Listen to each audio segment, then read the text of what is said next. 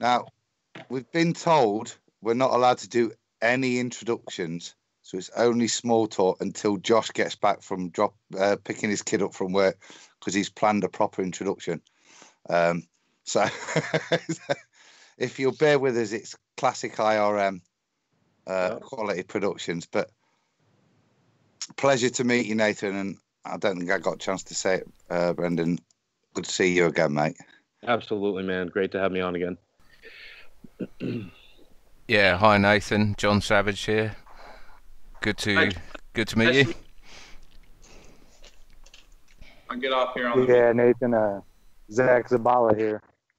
Pleasure, man. I've been watching your stuff for a long time. I don't do Facebook, so I haven't been a part of your crew or anything, but the stuff you're doing is awesome, man. It's just well done. Well, we were saying this the other day, weren't we, Adam? About how compartmentalized social media is, considering, you know, you got the biggest flat Earth group on Facebook. Same with Zach. I don't do Facebook, so I'd never even heard of you. I mean, how bizarre is that?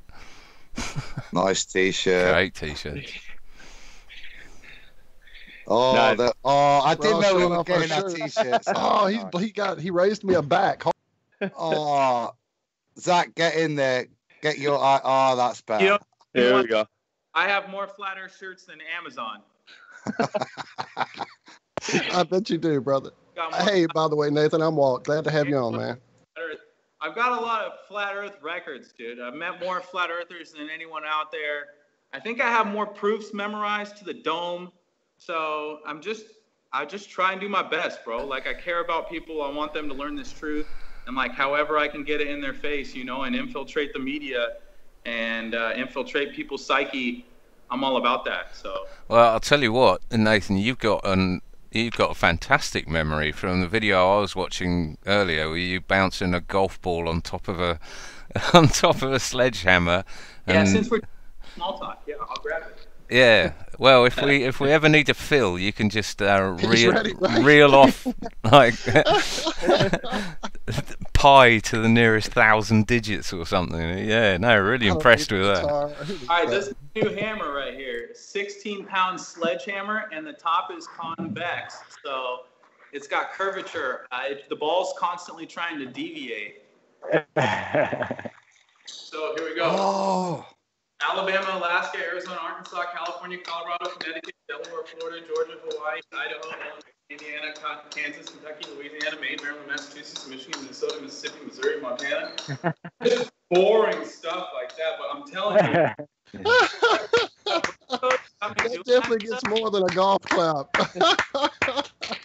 My brain coach got me doing that stuff, guys. I started growing taller in my late 20s and early 30s, and my shoe size started growing bigger. My girlfriend told me my dick was getting bigger.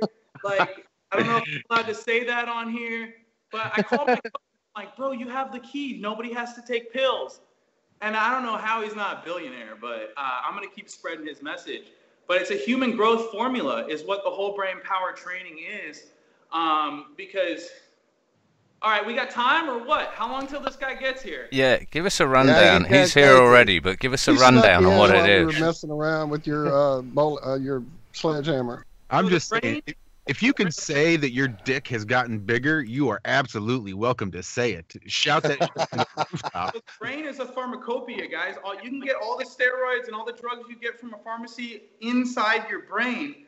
And so once my coach taught me to start extracting steroids from both sides of my brain, and the way you do that is ambidextrous hand training. So if you're not doing something every day that involves both hands, you're only utilizing half your brain, because the right hand controls the left side, the left hand controls the right side. So once I started using both hands and trying, like making a concerted effort to use my hands and both hands and train them equally well, I started growing taller. My hair got softer. I put on 60 pounds of muscle, ligaments, and bones, and I wasn't going to the gym doing push-ups or pull-ups or any of that.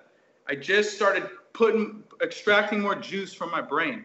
So I've gone back on the training recently. I've been trying to train my brain as well as I can. So that's my curse up right there, guys. If I flip it over, you might be able to. I don't know. It's hard to read, but yeah, I'm ready when you guys are. I'm excited for the interview. No, good man. Dude, we just wind you up and turn you loose, it looks like, my buddy. We are zetetic here, but I think with regards to the dick claims, we're probably not going to ask to see any proof. Oh no, on that for once one. we will take your word. You know how many listeners are going to be buying golf balls and sledgehammers tomorrow? That one yourself. And we're live now, Nathan, by the way, so the interview's started. Yeah, it started as soon as you popped in. But I do want to thank Brendan real quick for getting you on here. Actually, you and I almost met up out in Chesterfield, I think, not too far outside of St. Louis here. Last year, maybe 18 months ago. It's been a while. But so, Nathan, it's good to finally get a chance to talk to you. My name is Josh, by the way. Howdy. John. Thanks so much for coming on. It's a It's an pleasure. Nice. Honor is all. It's Johnny, and then the other gentleman with the headphones. So I'm Josh. The other guy with the headphones is Walt. I'm Walt, Flat Earth Head. It's nice to meet you, Walt.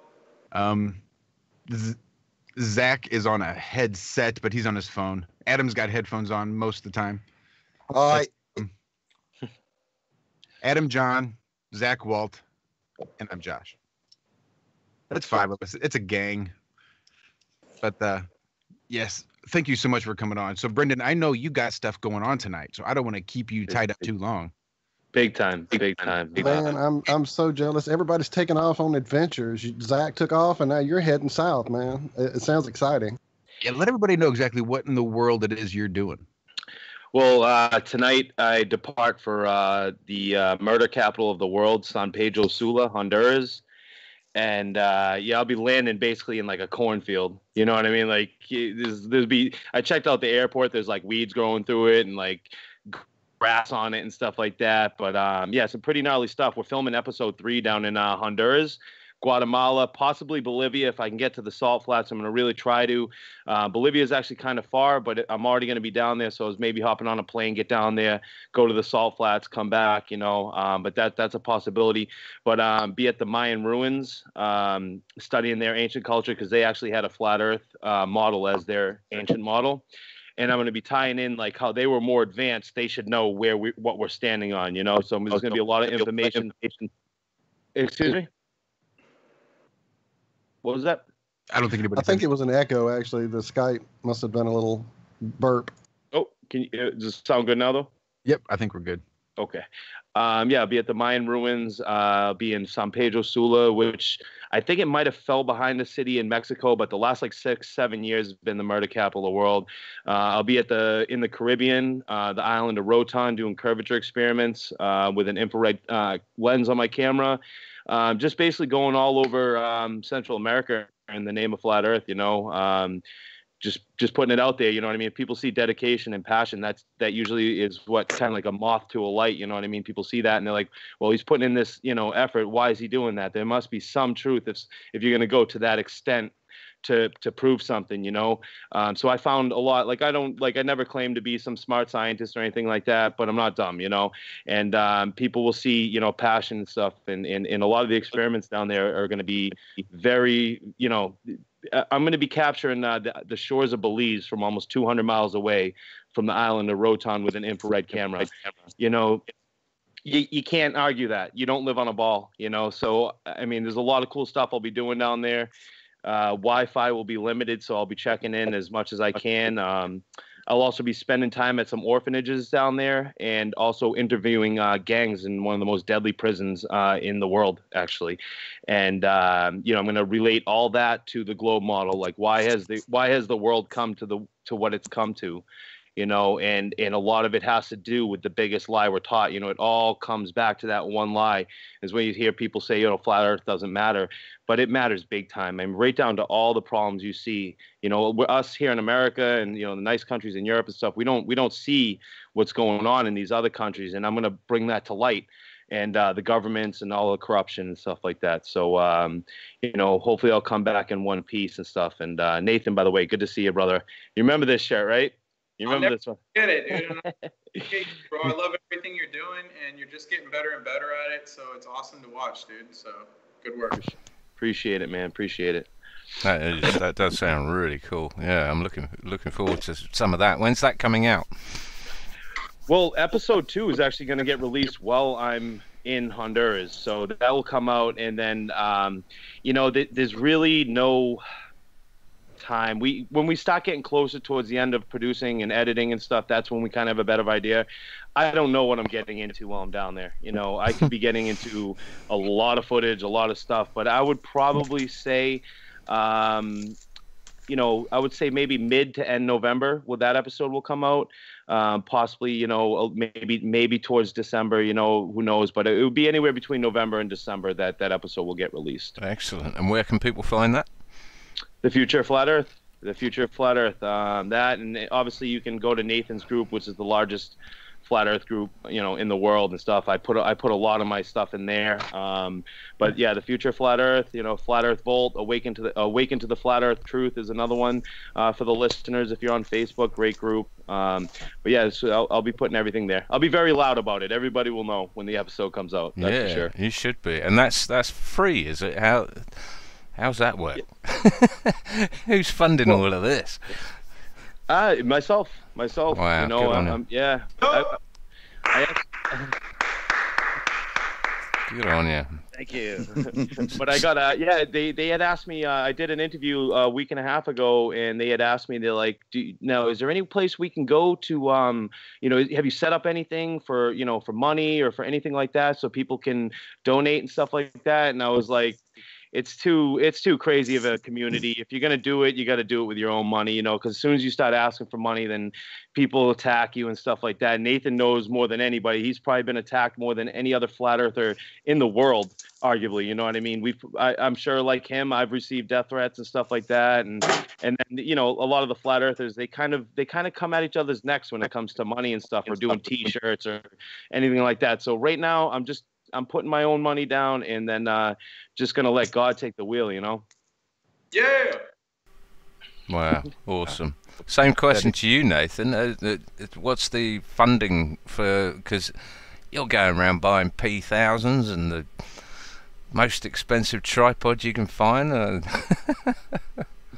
Well, I have been getting a lot of donations lately, and like some of it comes from the country too. Like I spoke in South Korea a couple months ago, and last month they sent me like $750 out of nowhere. But a lot of people just hit me up and want to send me PayPal, or like I ran into a guy at the convention in North Carolina rally, and he just PayPal'd me $1,000, dude. And wow. So like everyone has this huge misconception about flat earthers, and they think that they're idiots and they all live in their mom's basement and this and that, but they're actually the most intelligent, the most well-spoken, the most independent, free-thinking, free enterprise. I love them, dude. They're my family. That's why I've been on this mission. So you asked about funding. Like recently, I've been working. I work for a company here. I'm not going to say who because, dude, I get trolled. Like Brandon was saying, I mean, if people aren't sending your mom dick pics, then you're not really getting trolled. Yeah, don't say who you work for. So it's crazy. So funding, and first, when I first started doing Flat Earth, I was doing sales for a solar company in Orange County, California. And that company went out of business, and I was their top salesman, making almost 10 grand a month. So I had some money saved, and I had a little car. It didn't cost a lot to travel.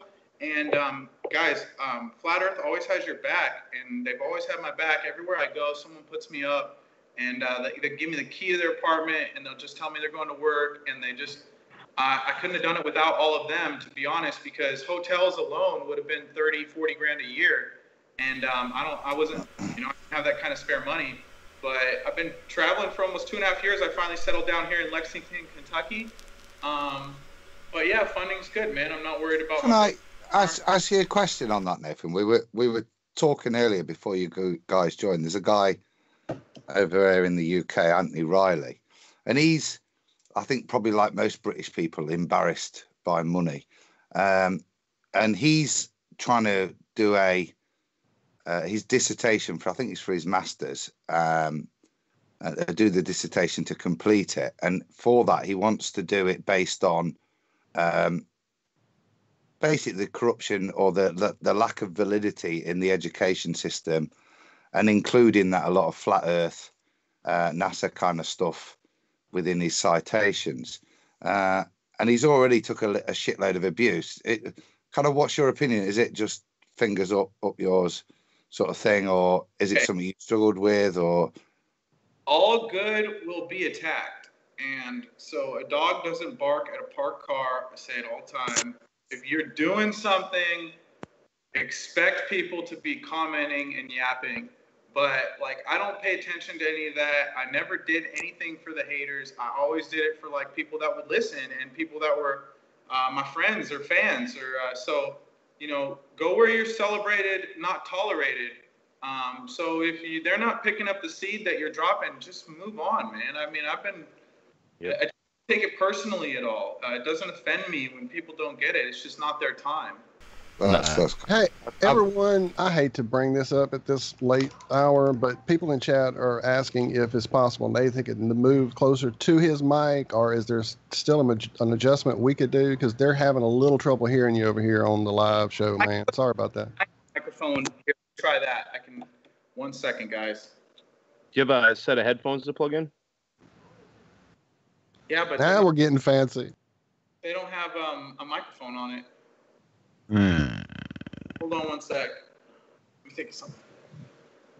And speaking of chat, hello to everyone there in chat. I was taking a moment to go back in and say hey to a few people, and when I do that, I feel like I'm missing some that were there and I didn't see, so I don't want to do that to anyone. Hello, everybody. I love you, love you, love you. Just comment if the microphone's better now, if you guys can hear me better now. Yeah, that sounds better. Better. A quick question for you, Nathan. I was going to do a presentation. I don't know how long you've got. Mine's going to be about 15 minutes. I don't know how long you've got, whether we want to save it, because if you've only got a short amount of time, I'll save it till after you leave. I got plenty of time, guys. Oh, you bet. Oh, that's all good. All the time in the world. Yeah, we'd like to actually hear your take on this. It's actually a head scratcher. But in terms of what you were saying there, Nathan, I completely agree. You just need to ignore these people. The haters are just constantly going to hate, no matter what, and you're guaranteed that they're never going to get off their ass and do anything themselves. And you're absolutely right. The flat earthers that, in general, that I've met have been incredibly intelligent, and generally from a reasonably decent backgrounds. A lot of them are PhD. A lot of them are professions like pilots and air traffic controllers and telecommunications engineers. I mean, this is a stark contrast to the law movement, which was literally full of skint, I hate to say it, rainbow jumper wearing, dreadlock sort of people who only got into that situation because they crossed the law in some way, and now they wanted to fight back, so they started getting into it, but they generally didn't have a pot to piss in. So it's nice to come across flat earthers, who can put the money where their mouth is, and there is a lot of assets out there, absolutely, and they're being utilised fantastically. So yeah, good on you all. And no offence to the rainbow-wearing, dreadlocked, no pot to piss in. I was looking for my rainbow dreadlocks over here, and I can't find them, John. Was there a fancy introduction that we were going to get, or what? Yeah, you're right. Cue Josh. Shit. No pressure now, pal. It wasn't supposed to be necessarily fancy, but maybe a little bit more formal would have been the word I had. I just wanted to let everybody know who you were, what you had going on. I saw a link. Somebody posted it in your Facebook group probably within the last couple of days that you're not necessarily the biggest in the world, but probably the biggest in the universe. So I challenge anybody that if they've got one bigger to go ahead and find it. So that one made me giggle a little bit. Throw it out on the table. Right? Yeah, it did make me giggle when I saw it scroll through. I'm so not entirely sure what we're talking about here. His Facebook group. Oh, right, okay. Official I got you. Flat Earth and Globe discussion group. It at last count was almost 123,000 folks today when I checked in. Well, it's just So that we were definitely, if talking you're about listening male and haven't members gone over there, earlier. if you're watching and haven't gone over there, if you're seeing this later and haven't gone over there, get over there and be part of this huge thing. Because that's what I wanted to ask you. Compartmentalization of social media, all of us got together on Twitter, so that's kind of where we migrated and stayed, and that's our little, when I went over there and saw that huge amount that's going on Facebook, it's got me excited to actually go try Facebook out. Boom, there it is. Yeah. I can speak on the group. I'm a moderator in his group, and thank you, Nathan, for giving me that opportunity to do that. But I mean, the stuff that goes into running this group is moderators put in over there. I get 400 or 500 notifications a day on Facebook, and 250 of them are from something in his group. So big ups to all the moderators and admins over there. And the thing is, the group is ran like a well-oiled machine. The Future of Flat Earth is not even, it's a completely different style group, different message, different everything. His group is about waking that next globe head up, because that they welcome them there, and the way the moderators and admins run that group with no swearing, I mean, it's such a well-oiled machine that anybody can come in and take part of it, whether you're a flat earther or a globe head. You come into the Future of Flat Earth, you'll get your head torn off if you start trolling or anything like that. There, they'll put you in check, mute you, let you come back, tell you the rules and all this other stuff. So big ups to that group, man. I definitely awesome to be a part of it, and especially for Nathan letting me be a moderator over there. So I like that list, your shortcut list over there to the left too. That's an awesome list, my friend. Mm-hmm. Of Nosphere. Oh yeah. I've got a question, guys, on that. I mean, John is the same as me. He's not Facebook. I've got an account just to see links and the likes, but it's not something I engage in. And I'm not talking about our viewing figures, which are astronomical. But if you look at across YouTube, the figures are in the thousands. You've got here in terms of subscribers, not just tens of thousands, but more. And in our little YouTube world, sometimes you wonder how big the flat Earth movement is. I know we're seeing it in the mainstream, and I just question for you, Nathan, how big do you think it is now, the flat Earth, in terms of the public consciousness? I'd say at least 1 out of 10 people are aware of the Flat Earth Awakening just based on my street activism. And I've seen that number go up tremendously. Hey, there's the video. You guys, boom, there we go. So yeah, I've been doing for a long time. And unless you're in Harvard Square or MIT or Boston, where Ernest has been doing work, most people don't know about Flat Earth. But I've noticed lately, the more I share it, the more people are waking up to it. And then into the group, everyone has to answer 3 questions. Why do you want to join the group? Do you think the Earth is flat? And do you promise to respect the rules? And I'm telling you guys, 8 out of 10, 9 out of 10 people that join that group are like, I'm a flat earther. I'm on the fence. I've been researching it. I heard about your group on YouTube from this or that, or props to Celebrate Truth for constantly sharing our videos. But yeah, man, it's getting big, man. There's got to be millions of flat earthers, and they got to really be watching it and concerned with what's going to happen here, because I don't know, the cat's out of the bag already. It's kind of silly how big it is and how they're still trying to fake it, Yeah, well, this is a paradigm shifter right here. This truth. I see them. They're gonna throw everything they can at trying to at least postpone this for as long as they possibly can. Well, this is going to change everything once it sets in. If you go back to 2014, when this really took off again, that's the problem with a lot of people. People think that like flat earthers just came out of their mom's basement in 2015 and started screaming the Earth was flat. It was always around. We just kind of were silenced about it for a good 20, 50, 60 years. But like Nathan said, the cat's out of the bag, and as soon as people started getting big, the YouTube hits and stuff like that, and the flat Earth groups and all that. You look at Hollywood. I mean, every other movie is a fucking space movie. We're talking they're touching the landing of the moon in October. There's a movie called First Man or something like that, and it's the actual moon landing. Now Hollywood hasn't touched the moon landing. They had the one with Tom Hanks, but it wasn't about landing on the moon. It was about the Apollo mission. You know, they're actually going to land on the moon this time. So now we're going to be able to compare Hollywood to what they showed us, you know, back in the 60s and stuff. But there's a reason why they haven't touched the moon landings. You know, they went years, and you think out of all the Hollywood movies, they didn't want to make one about Neil Armstrong landing on the moon. You know, this should have been made 25, 30 years ago, you know, but it's 2018 and it's finally getting made. So as soon as Flat Earth took off again, 2014, you know, you look at, you know, you just look up, you know, Hollywood movies that are coming out.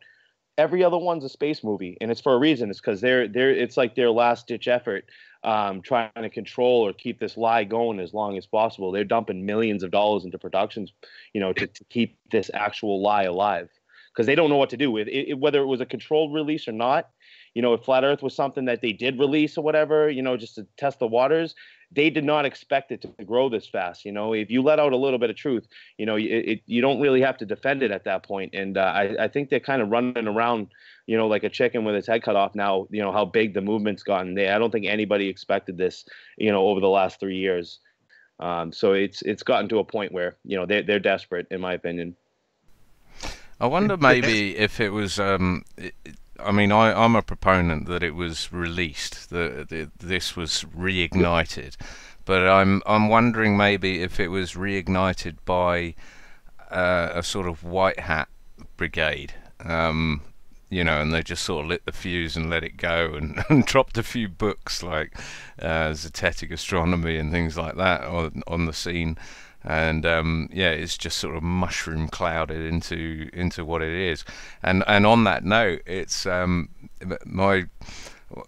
of my sons came home from he's just started big school, and came home and was telling me about their first geography lesson, and that they had one kid in the geography lesson who just stood up, who just said, "This is nonsense, the earth is flat."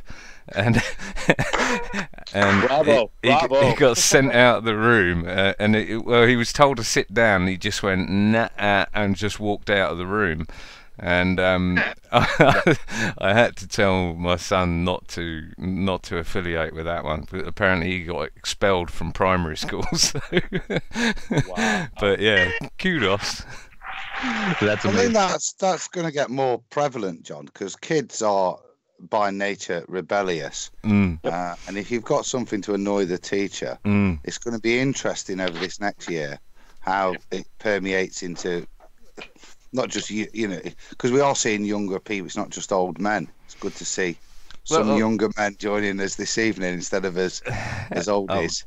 There's I've seen some nice beards like mine, but there's no grey flakes in any of the ones over there. So it's going to be interesting to see what happens as, like, kids our kids' age start to be leery in class with it, because it's going to be interesting to see how it's dealt with. Well, I've been approached by a physics professor or teacher in London who was who sort of DM'd me and said, you know, gave me his credentials and stuff, and said, can you talk me through it? You know, I'm not taking the piss or anything, but can you talk me through it, because I'm being asked these questions every single day. And he actually went off and arranged a South Coast trip to go and test it. And I've lost contact with him since. I don't know who he is, but it's funny that guy doing all the South Coast, the PhD guy doing all the South Coast tests. I apologise to him, I've forgotten his name. That we've been in contact with. He's in a similar position, isn't he? He's like a physics professor at university near London somewhere. It's definitely Dr. John growing. D. Yeah, that's it. Have you seen any of this, guys? There's a PhD. He's a PhD in spectro something or other, and he's done a lot of research that kind of validates the Nathan Oakley, Riley and Ranty stuff of Isle of Man in terms of optical distance, but he's validating it from the optics point of view and demonstrating that it's impossible to. It's across the south coast of England, basically, some 20 to 30 kilometre stretches, and he's showing the lights of the cities on the coast and demonstrating. And it's interesting. This is starting to, and this is academically published. Or he's certainly put his academic credentials to it. I don't think he's gone for peer review, but he's put it out there in the Flat Earth. It's Dr. John D. I know that's a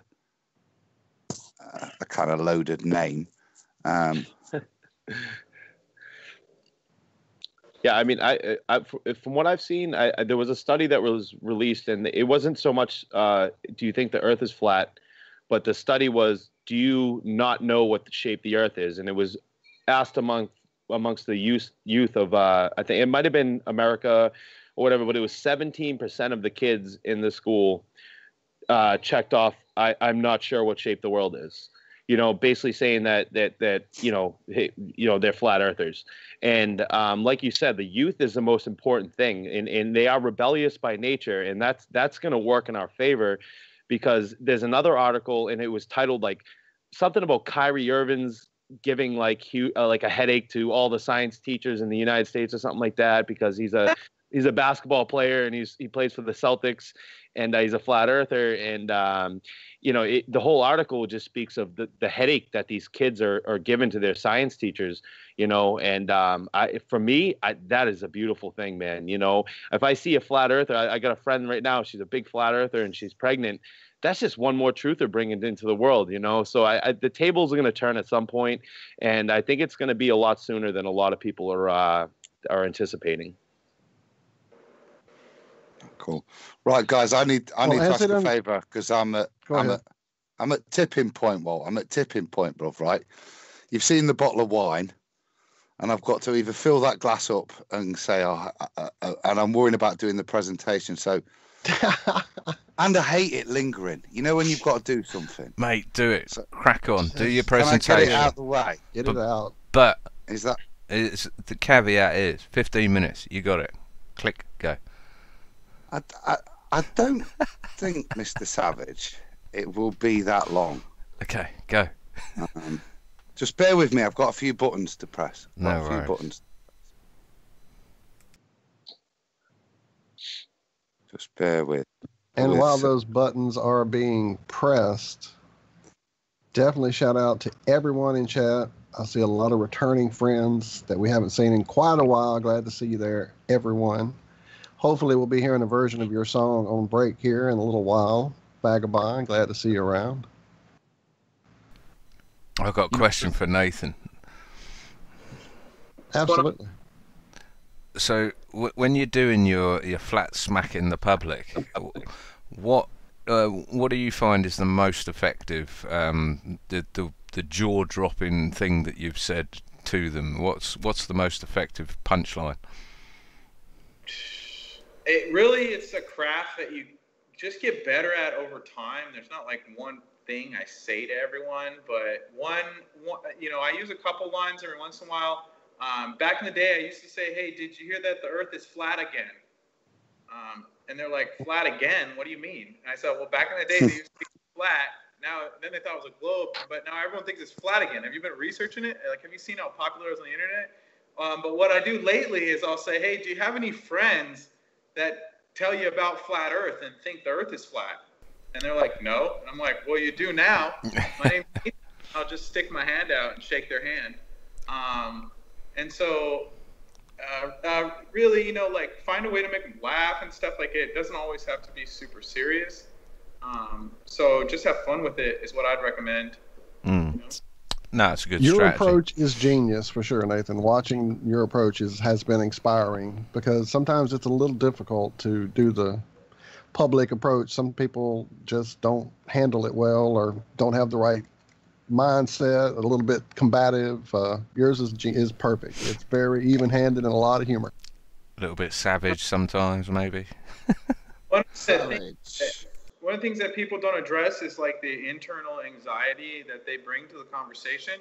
So if you don't have any of that and you're real relaxed and people don't sense any aggressiveness or nervousness in your tone or in your speech, then they're going to be much more receptive. It's almost like you got to tune their ears to the frequency of hearing something new. Because most people, to be honest, are in a trance. They don't even realize it, but they're in a trance. That is so true. Yes, sir. You got to just make sure they're on the same wavelength with you before you bring them to flat Earth. And sometimes it happens in 10 seconds, and sometimes it takes me 60 seconds, and sometimes I don't tell someone about flat Earth till the third or fourth time I meet them. But it's just, the approach, you don't even have to start with facts. Just tell them, hey, do you know any flat earthers? And they're like, no. You'd be like, hey, you do now, Nice to meet you. That's a great intro. That really is. And then you can let them say it. If they don't even want to talk about it, they won't talk about it. Or you can look at their face and see, do they laugh, or they think you're stupid? Just read them, and be in the moment when you're sharing flat Earth too. A lot of people don't know how to do that and don't know how to be in the moment. And that's one of the things that my brain training has really helped me do, is focus and slow down and dilate time. So definitely want to get more. I want to get more into this brain training you've mentioned, because I think we all could use a bit of it. I got some stuff to talk about if you guys want to let me rant. Yeah, we'll pick that up definitely. Yeah, that's why you're here. That's why you're here, man. We want to get your opinion on this little presentation as well, and just definitely want to get more into this brain training idea, because I think it definitely speaks a lot to your approach, both with your channel, handling it as you do, allowing the Glovers to come in there and still not have it be as ugly and crappy as it can get with some of those debates, with the air quotes. Definitely your approach, I think. Knowing your secret, man. Come on, that's what I want to know. That's what I want to know. I think we need to mushify some brains first. So we'll let Adam sort his get this presentation out of the way, and then we can go into the brain training that people will need after this. All right, let's do it. All right, cool, guys.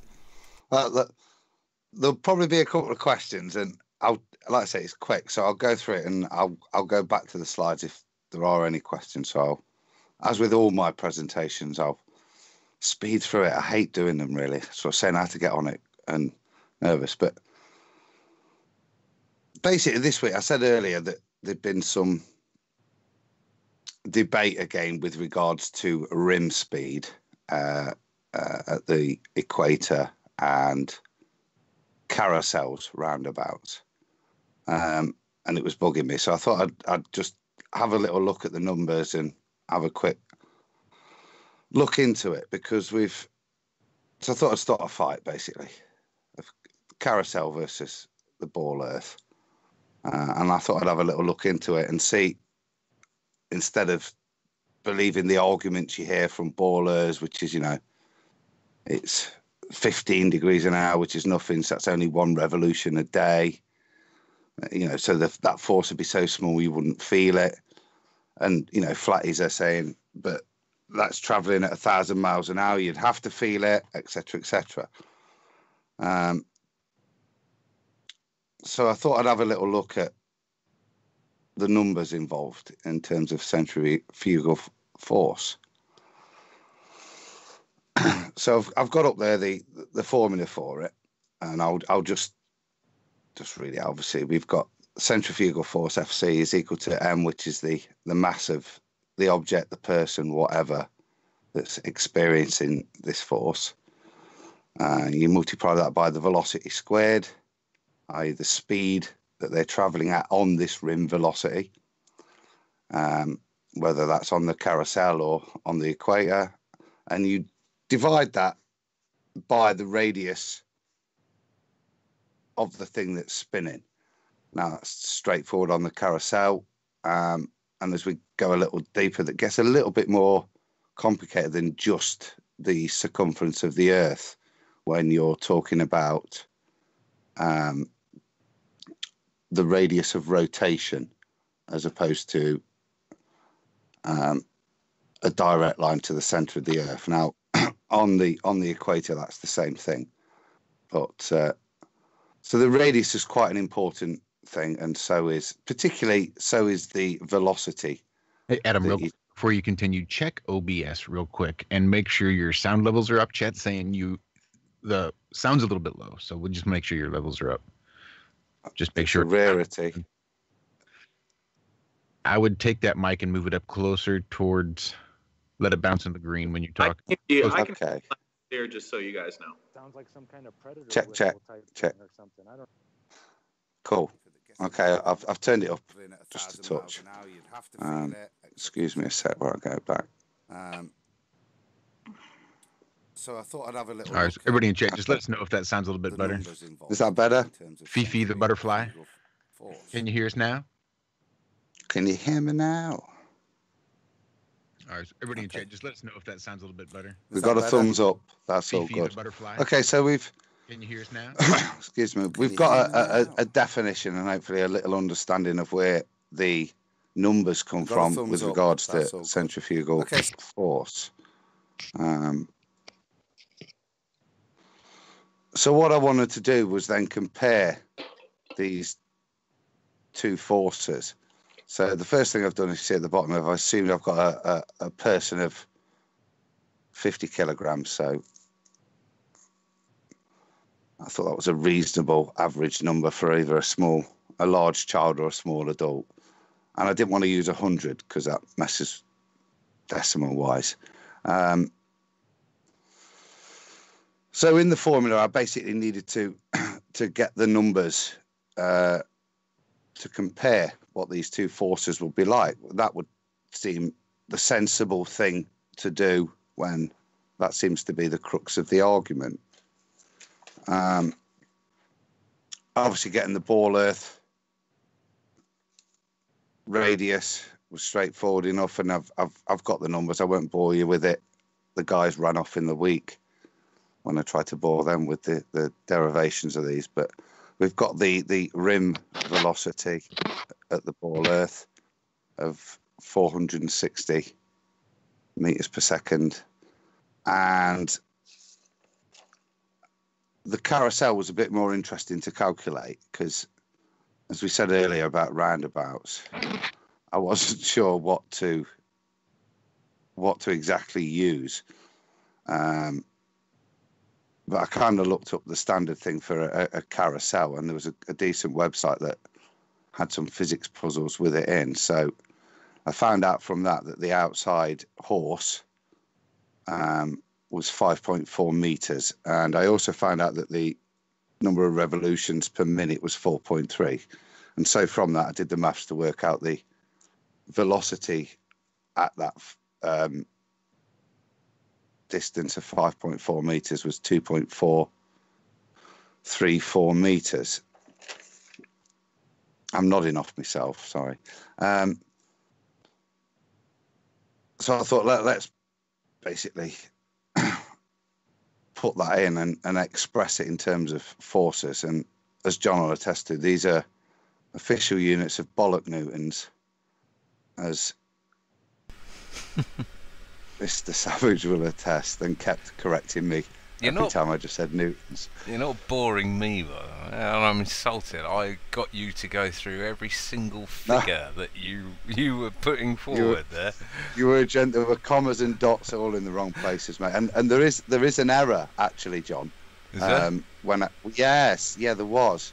I forgot my square root. I said to you earlier that velocity was squared, and so it's quite interesting the difference that makes when we get to the reverse engineering. But I'll carry on. But okay. So I'm just going to do the maths. So we've got the maths here. There's the formula. Put the numbers in. The person weighs 50. The rim speed is 2.34, and the circumference. The radius R. I don't know why I should struggle on R. Is 5.4 meters. So you put all that in, and it works out to be a force of 54 newtons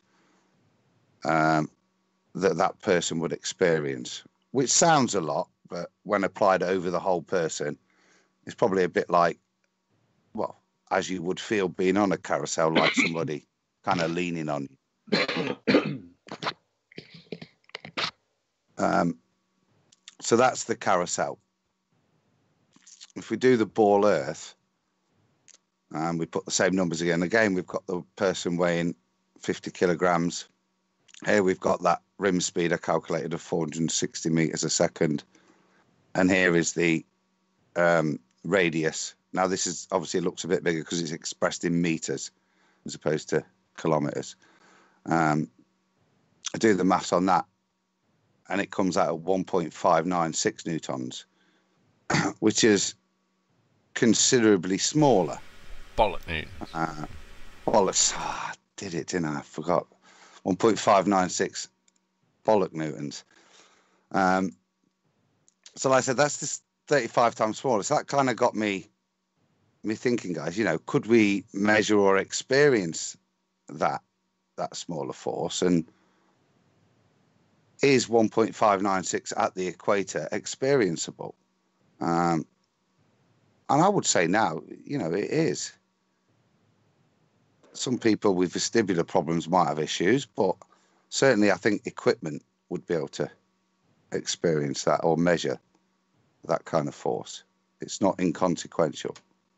Well, the formula and everything you just went over is the reason why, you know, out of all the, you know, big degrees people can get, engineering or engineers is one of the smarter type of flat earthers that you see, or more educated type of flat earthers you see, because they learn all this type of stuff, you know. And then when you start throwing in centrifugal forces, not just at the equator, but us doing like an elliptical orbit around the sun. Exactly. Yeah. Don't That's you what I brought start up on that Wednesday. now. These guys did that in the week. We literally do a loop-de-loo around the friggin' Earth. Like, they think we're just doing this big circle around the sun. We're not. We're doing a huge wide one and then looping around real quick. Well, like that's quick. if you agree with that, or it's the vortex we're being pulled through. Either way, there's got to be acceleration and deceleration to make a whip around that frickin' sun. Well, their model's not a carousel, is it? It's a waltzer, and I hope people know what a waltzer is. Savage, out. Here in the States, I'm out. A waltzer, I looked it up. Here in the States, a waltzer is a tilt-a-whirl. So think about being on a tilt-a-whirl in that little cart that's whipping around while it's all going in a circle, and then actually take that tilt-a-whirl and put it on the back of a truck and take off down the road at 100 million miles an hour. Johnson, can it, right? They did this to me in the week, right? All right, I'll stop. I did have a go at saying the maths, and I should have pre-qualified the whole thing with this is only dealing with the hypothetical rotation of the ball, okay? To put in the orbits and the centrifugal forces that would be involved in the orbit around the sun, galaxy, the universal center. Why didn't you say? Right. Right. Actually, doing that kind of math would take like 2,000 years to get it right, wouldn't it? That is a good segue to the context of the argument and some of the arguments and how they'll be put into context. And one of the things that ballers will say is the next point here, which is, you know, what will be argued is that the centrifugal force comprises only 0.33% of the force of gravity at the equator. And that's true, because if you calculate the magnitude of the force of gravity for a 50 kilogram person at the equator, it's pushing in the opposite direction 490 newtons. So in relative terms, it is a much smaller number. 0.33, you say, yeah? Well, I think if, yeah, look. Nice Freemason number right there. Interesting. Like Where have I seen that number? You guys know? No, it's a bigger decimal, guys. It's a bigger decimal.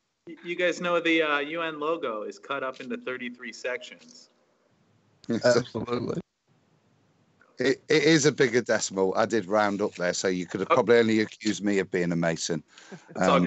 Your fault. Not the maths. Boaz. So I just wanted to point that out, because that is kind of a thing that's going to be thrown at this kind of mathematics with regards to its significance. And like I say, it's a false comparison, because we're comparing the force of gravity, which is a different formula, and actually puts in big G and all sorts of stuff to get there. And of course, a much weaker force than centrifugal force. I'd just say it's a kind of straw man argument that with regards to what I'm talking about. But what I did want to know is okay, it is a lot smaller, but I did want to know, would you be able to experience it? And we've done the comparison between the carousel it's spinning and the ball Earth spinning and the different forces. So I thought, well, if I backwork that and take the force that the ball is exerting at the equator and use that as my starting point, what speed would the carousel have to be going at to generate that force for the person? So again, I've done the back maths, and this is what I was saying earlier, John. What I forgot was that it's v squared. So when I backworked it, I only got 0.172, but it was the square root of that. So what this would mean is that the carousel was moving at a speed of 0.41 or 42 centimeters a second. So when you see one of those big carousels, it would take, I think, 1 minute 22 seconds. Nothing Masonic in that one, is there? No. To go round. And I just wonder if you were blindfolded and put on that horse, whether you would notice that carousel going at that rate. So that was the best human comparison from the maths I could draw. And there's just one last little bit I want to kind of just go through, which is some kind of... Take a swig, mate. I am having a swig. Yeah. It's medicinal, dry throat. No, I was just going to say, while you were taking a swig, that what I'd like to see, if anyone has got a carousel or a circus visiting or anything, and has one of those little spring-loaded Newton meters, bollock Newton meters, there you go. Hang it off the outside thing, and let's test this for real and see if this math actually stands up to scrutiny, because I'm just as equally as skeptical of formulas that just seem to sort of work, rather than actually let's test this on an actual spinning carousel or a roundabout or whatever you guys call it over there. Hashtag test it. Well, with that, John, that kind of rounds it up. It is kind of, in terms of testing it, I'd said I've got some kind of, it says centrifugal force on the ball. And I was going to say facts, but it's not really facts. It's statements that the ball model requires and describes. So I'll just quickly go through them, and I'm done. The centrifugal force depends on the radius of rotation, which is different on the equator than, say, the 45th circle of latitude. It is slightly different on every latitude. Gravity is identical on the poles where there are no centrifugal forces, certainly the rotational poles, not magnetic. And the centrifugal force directs exactly opposite to the force of gravity at the equator, as I was saying earlier. True gravity is thus not the same on every point on the surface of the Earth. Standard gravity, which was accepted by the Third General Conference on Weights and Measures in 1901, and that's obviously important for trade and money, 9.80665 meters per second, is accepted as a constant. It actually corresponds to the value of acceleration of free fall on the 45th circle parallel north at sea level. And I started this thing saying it was a fight. So with that kind of last fact in mind, I'm going to declare that with regards to the fight of carousel versus ball Earth, it's a carousel win based on a technical knockout by debunking that gravity is an actual constant. Thank you, Adam. That was awesome. Guys. Yes, well done, Adam. I like it a lot. Round of applause. Nice, dude. There's your round of applause. Thank you very much, sir. Now can we tear it to bits? Now There you go. No, I'm only kidding. We've got 2 guests, I think. We do still have 2 guests. Right, we need input back from them, I think. On the centrifugal forces, I always wanted to be an engineer, and looking back, I wouldn't have done it. I would have gone to school just to do it, just so I could better my arguments right now, and know these formulas better. I do know if you remove G, or G is the only thing that's not explainable, or gravity is the only thing you don't need in any of these formulas. But as far as what I can see, these type of things has what woken up so many engineers, as I was trying to touch on earlier. There's an engineer, wonderful friend of mine. He's writing a book right now. It's not a true story or anything like that. He's basically writing it about 2 flat earthers that met, or a flat earther that tried to convince another guy, that the earth was round, and the difficulties of going through that. The book sounds amazing. He sent me a couple chapters so far, but he's a retired engineer. He used to build printers, those big printers, that you see in schools and libraries and stuff, and he would design the parts and do all the math and all the engineering for the printers. And I asked him, I go, what was it that woke you up? And he goes, nothing really woke me up. I learned about centrifugal forces and physics, and he goes, and it's not possible. What they teach you is not possible on a globe. And I started questioning, well, why aren't we feeling things and stuff like that? But yeah, I mean, as far as this stuff goes, I mean, these type of numbers and mathematical formulas are eventually going to be the nightmare to the people that have done it, because regardless of what you write up as a formula, I know a lot of things are reverse engineered. Like, they'll start with the answer and then they'll work back towards the question, and that's the problem with the heliocentric model. Like, they'll invent black holes and all these numbers and mathematics and stuff like that, but the truth is, math and formulas will never make water bend around a rock. So regardless how intelligent some of these people think they are when they use these formulas against us as flat earthers or truthers, those numbers will never be objective reality. And the only numbers we need to worry about right now is, in my opinion, is 8 inches times the mile, when you square the mile. So well said. Adam's got a presentation on that as well, by the way. I love it.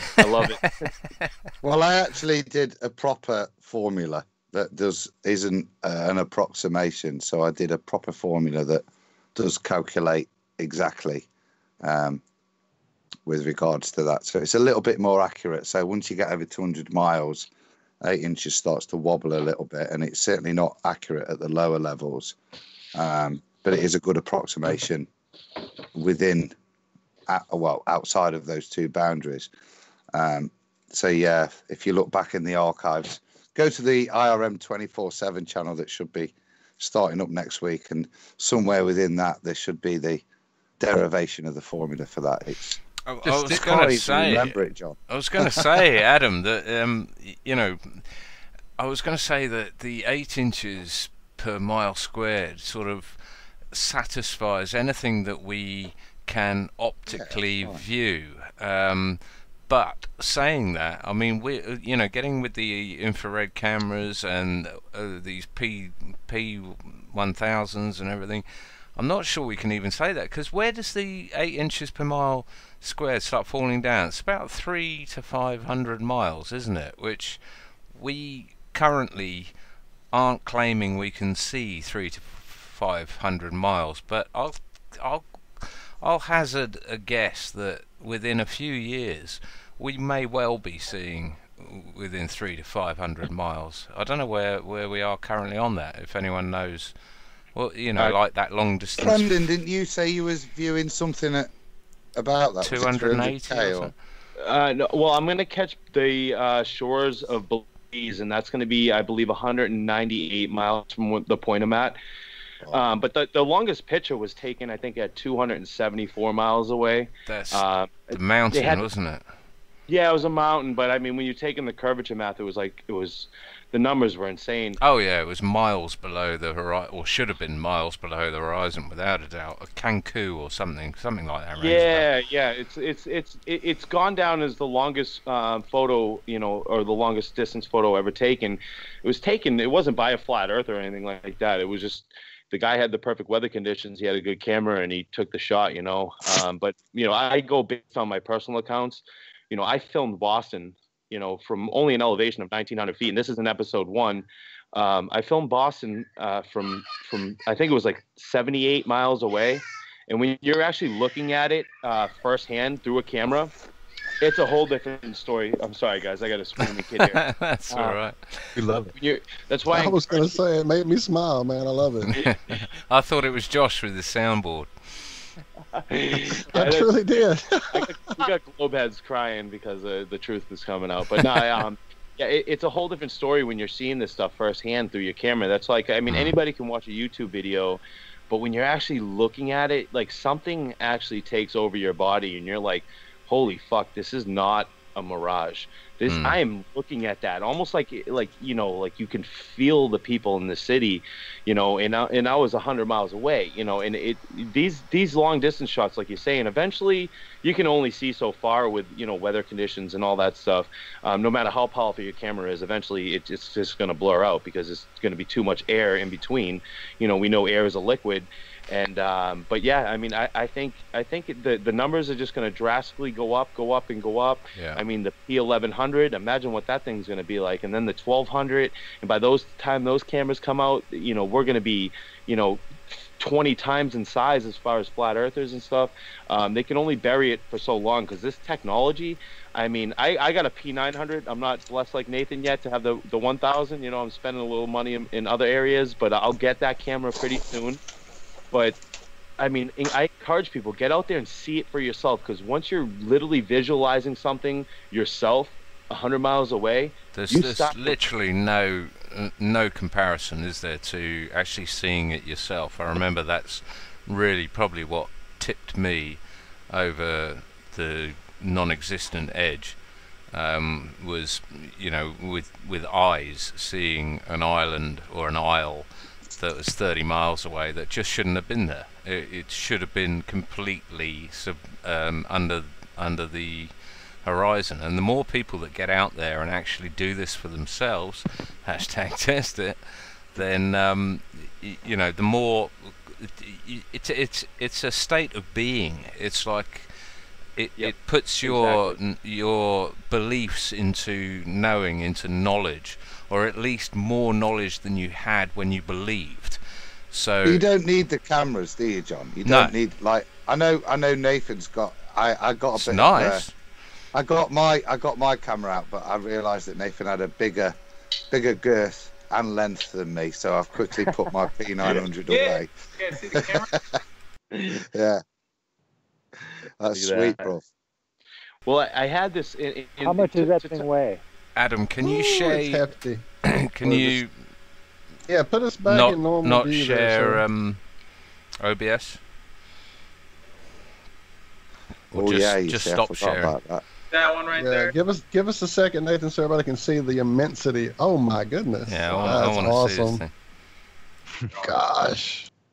So Zach asked, how much does that weigh, Nathan? It feels like 3 pounds, maybe 4 at the most. Yeah. Really? What does that feel like walking around with? Do you put it on a strap around your neck ever? No, I haven't put it on a strap yet. I just got it a week ago. So. Yeah, I wouldn't even do that. My stand, it didn't come with the connector I needed, this part right here. So I had to order this separately on Amazon. And so I finally got it all set up yesterday. And did you get straight with your stand? that stand's amazing. Is it good? Good. Have you heard back from the young lady that was helping you there? Have you checked back with her? See if she's done any research? No, actually, we talked a little on Instagram. So I told her video was going viral because in one day it had like 20,000 views. I know, that's awesome, man. So, but that's not really viral, but. Viral. Zach was asking how much it weighs, Nathan. Is it heavy? I think 10,000 counts as viral now. Got to be less than 5 pounds. Yeah, he said about 5. That's super viral for IRM figures. Yeah, no doubt. That's gold clad. You know, I was looking at our analytics today, and in 28 days, more than half of our views came from non-subscribers. Well, that's awesome. I thought that was interesting. New folks coming in. Good. Yeah, I wanted to touch on something that you had brought up earlier, and you were saying about how when you're seeing it for yourself. When I was at the top of Monadnock, and you could actually hear the guy's voice. This group of guys came over to me, and they actually happened to be from Boston, and they just wanted to see what I was doing because I had this old little area set up on top of the mountain and stuff like that. And they kind of walked behind me, and they're like, "Oh, what are you doing? What are you doing?" And I was like, "Oh, this should be interesting." And so I was like, "Where do you live?" And they go, "Boston." I was like, "Oh, you want to see something cool?" I was like, "Do you think I can zoom in on Boston right now?" And they go, "There's no way possible." So I was like, "Okay." So I hit record, and I was like, "Come over here." And I put the screen up for them so they could all look. And I start zooming in real slowly so I can get in on the city because you can't see the city. I just had to like aim it towards that direction. And I started zooming in, and then the buildings start coming in. And you can hear this guy's voice. And Joel from Roomflip Productions, when he produced it, he's like, "Dude, we got to get that guy's reaction in there." And you can hear this guy go, "Oh, wow. Oh, my God." Like, you could just hear it in his voice. Now, he wasn't a flat earther, but just seeing that, for yourself. So if he didn't have the idea of flat earth and he was amazed. No. When you actually have the idea of flat earth and you're looking at it, it's even more amazing. So my whole thing is get out there and do it yourself. Get these cameras. Go out there and prove you. Nothing's going to convince you more than looking at the Earth being flat for yourself. Yeah, you know it. Brendan, have you got a link to that? Can you drop that video link in the chat? I'd love to see that. I'm sure the listeners would as well. In fact, we might be able to play it. Hang on 1 second. The whole experiencing it for yourself thing is really key to how most of us wound up falling off the ball in the first place. A person in chat here, the real Papa John, just asked, "Don't suppose any of you have seen the planets with your own eyes through a telescope, or perhaps Jupiter's moons orbiting?" I just saw Jupiter's moons last night and uploaded the video with my P1000. You guys want me to show you the video? Hell yeah! I can guarantee you that right now Papa John is typing away saying the P900 is not a real telescope. Well, I've been looking through real telescopes since I was 5 years old. I'm 50. So for 45 years I've looked at those lights in the sky. And until you get to the level telescope that gives you a beautiful little screen to view all this bullshit on, it doesn't turn into all those NASA CGI images. It's still lights in the frickin' sky. I've looked at them for 45 years. So yes, Mr. Papa John, I have looked at them. I can attest to that. I looked at... And the lights, I mean, as far as the moons of Jupiter, the 4 brightest ones that are always in the same alignment, every time you look at them for eternity, the mathematical probabilities of that just don't work out. Yes, the other little moons can be in little other spots, but the 4 brightest ones are there. They are consistently in that lineup. They're sometimes at 4 o'clock and 6 o'clock and 8 o'clock, whatever. But they're always lined up. I'm sorry, I'm just ranting. Is that real? Well, because I mean, I've seen Jupiter through binoculars and noticed little spots of light around it, but are they always in the same position? I didn't know that. Always lined up in that lineup. They are never at 3 o'clock and 6 o'clock and 8 o'clock. They're always a straight line across Jupiter, either at different angles. They're not always up and down. They're sometimes at 45 degrees. I've even seen it at 90 degrees. But those moons, mathematically, just like our moon being locked forever, those moons can't be the size they're said to be, orbiting the way they're said to orbit around that big gas ball, and still be that way for 45 years that I've looked at. But they do move, yeah. They move there, right? Yeah. Oh, gotcha. Hey, can I say they are the same alignment? I've seen it. Josh, I can't upload it straight because I don't have it on my MacBook. I just actually got the raw footage of Boston from Monadnock. I sent it to you on Messenger. Can you copy it and bring it on over to the screen we're on right now? Or okay, Episode 1, though, I'll post the whole episode. We brought it down for the release of episode 2 because we're going to re-release it. But I just uploaded the raw footage from Boston. You can see how far away I am when I actually captured the city there. That's brilliant. Is that on your channel? It was on the Future of Flat Earth. I'm getting an echo. Hang on. So yeah, it was on my channel. It was actually pinned up at the top, and we took the video down because we're going to re-release it for the release of episode 2. So it was normally pinned right at the top, but I can get a copy of it and I'll put it in the chat for anybody that wants to see the full episode. Yeah, that'd be awesome. Yeah, there's definitely an echo somewhere. Has someone got a channel open listening to the YouTube, or no? It's not delayed enough, is it? It's got to be you, Adam. You can always blame me, Nathan. I did catch and just get on full screen just for a second. Your shots there, mate. That's a tasty looking camera. But yeah, you can pull up the YouTube video if you want to see it a little bit more clearly than me just showing you on the camera. Yeah. Send us the link and I'll stick it up. And I'm on my phone. I'm on my laptop, but my YouTube channel is just Nathan Thompson. It should be one of the last videos I posted. okay. Yeah, I think I used where I may not have been able to actually squeeze it into that little promo. I think I used your Star Trails after all because it was a little more dynamic. Yeah, that's what I used. And your Star Trails are amazing. And there was something about you were saying the Star Trails never go below the horizon line. And I have yet to see that demonstrated because I haven't gone far back enough, I'm sure, on your channel. Do you have a quick way to show that to us, sir, on a video you know of? Well, there's a video that on my YouTube channel. That's really all I got. I don't have anything here that I can show you. That was on an old P900 camera that I got that. But the claim is, and the argument is, that stars don't intersect the marine horizon. So. Oh, is that? Yeah, I said it wrong. My apologies. No, it's all right. Yeah, the stars don't intersect the marine horizon. They vanish off in the distance. So on a ball, everyone thinks everything's going behind curvature. Airplanes go behind curvature. The boats are going behind curvature, but the stars don't go behind curvature. Like, what are you guys talking about? So not only have I not seen a globe earther show me stars intersecting the marine horizon, I haven't even seen a flat earther go out and redo the experiment. So I've done it a couple times myself. I just think it's one of the biggest glitches in the matrix. That's what I call it. Yeah, that's something I want to go look for now, because when you said that, I had never noticed it. Of course, I've not had the ability to do the fancy Star Trails that you guys are able to with those cameras. I have just, cameras on cell phones and stuff to work with. But definitely to see it with my binoculars and just kind of pay attention and watch to see what's happening as they set. That would be awesome to check out. Fancy dancy. I got a Canon D20 or 20D or whatever the hell it was. It's probably about less than $100, 50 quid. And I did the North Star circular thing. That was one of the first things I did. That was like a 6-hour time lapse or whatever, and that was one of the first things I did, and one of the first palm smacking head moments that I was just like, wow, how does that work?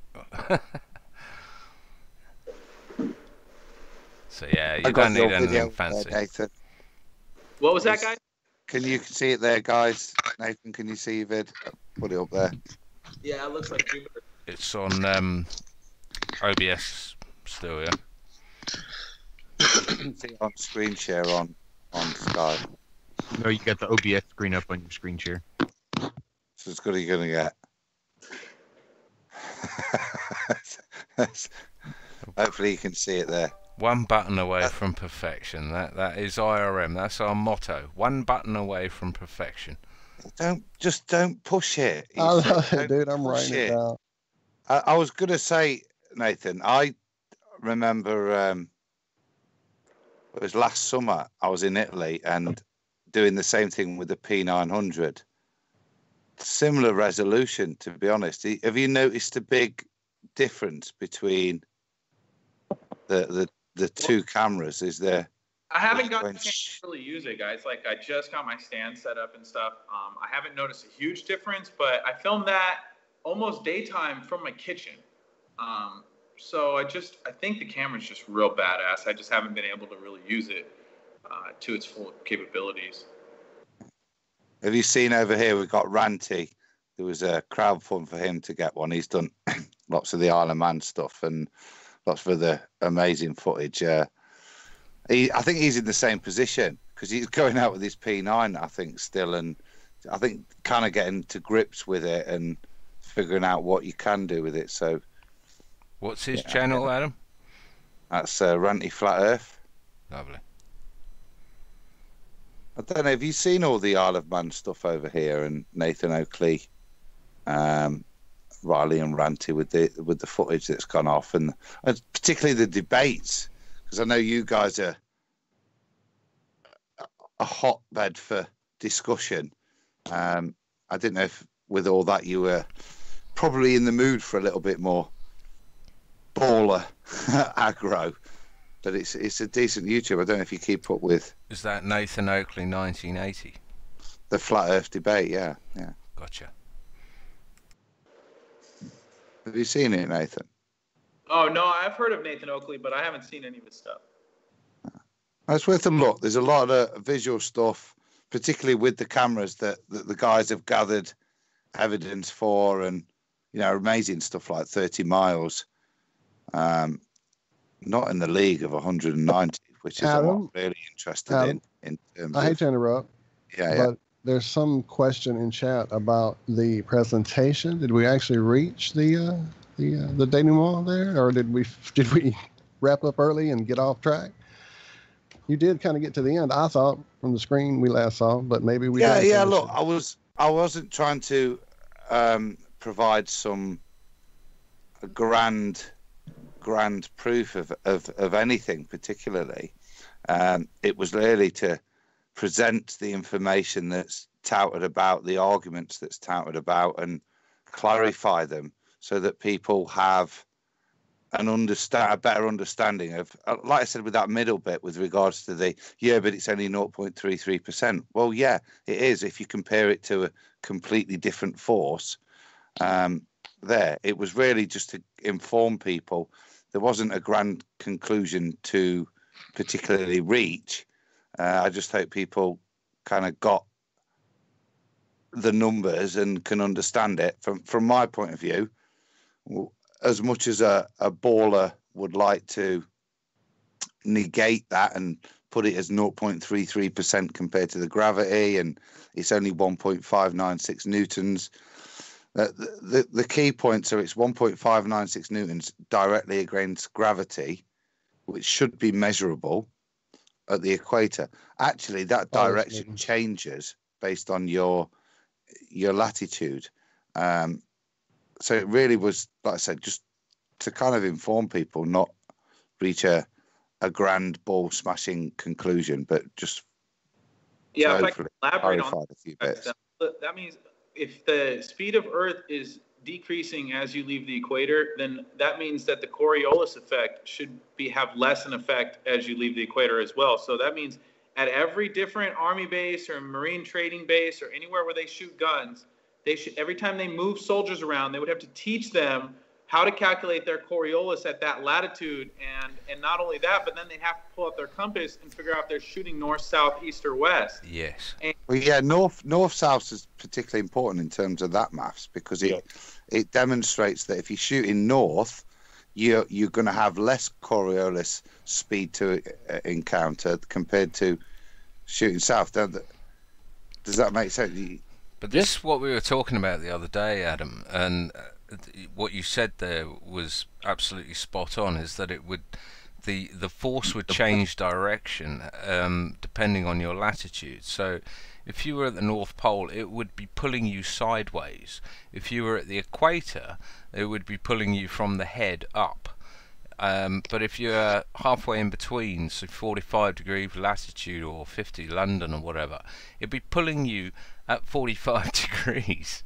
Yes, but also pulling you the North and South Pole, no, there would be no force there because there's no rotation. That's the other point. As you progress north and south, there is rotation. The reduction, yeah, but not centrifugally. The reduction also occurs on that curved scale. It's not a linear reduction. It kind of follows the ball, the rate of reduction.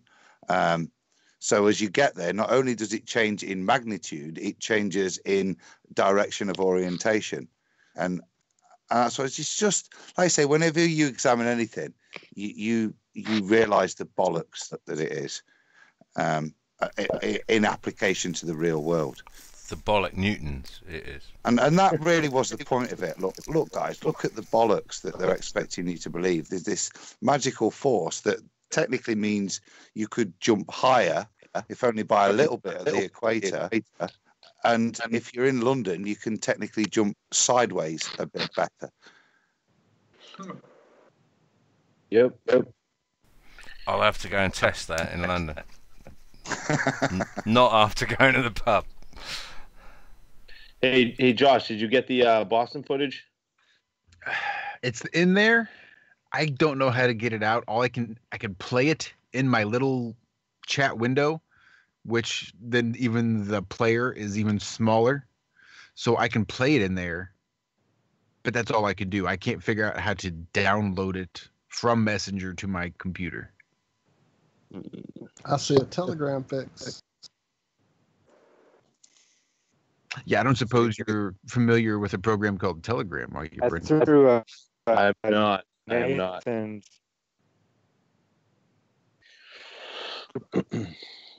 So Zach, you there, Zach? You're breaking up real bad, Zach. Video. You know, being so much closer to a satellite, I figured you'd get better reception. I was thinking that earlier. That sounds like Stephen Hawkins. on a lighter note, do you think Stephen has thoughts on this whole thing? The whole carousel and I think I've got forces. kind of going off a little bit. Hashtag Josh, didn't you have a comment on that I'm thinking he Stephen Hawking once made with regards That's to what I'm saying. I know he had to have something to say. I'm sure you've got it somewhere. You left a message on the flat line. He did. I'm sure we've got it. Or we do. See if you can find it while Zach says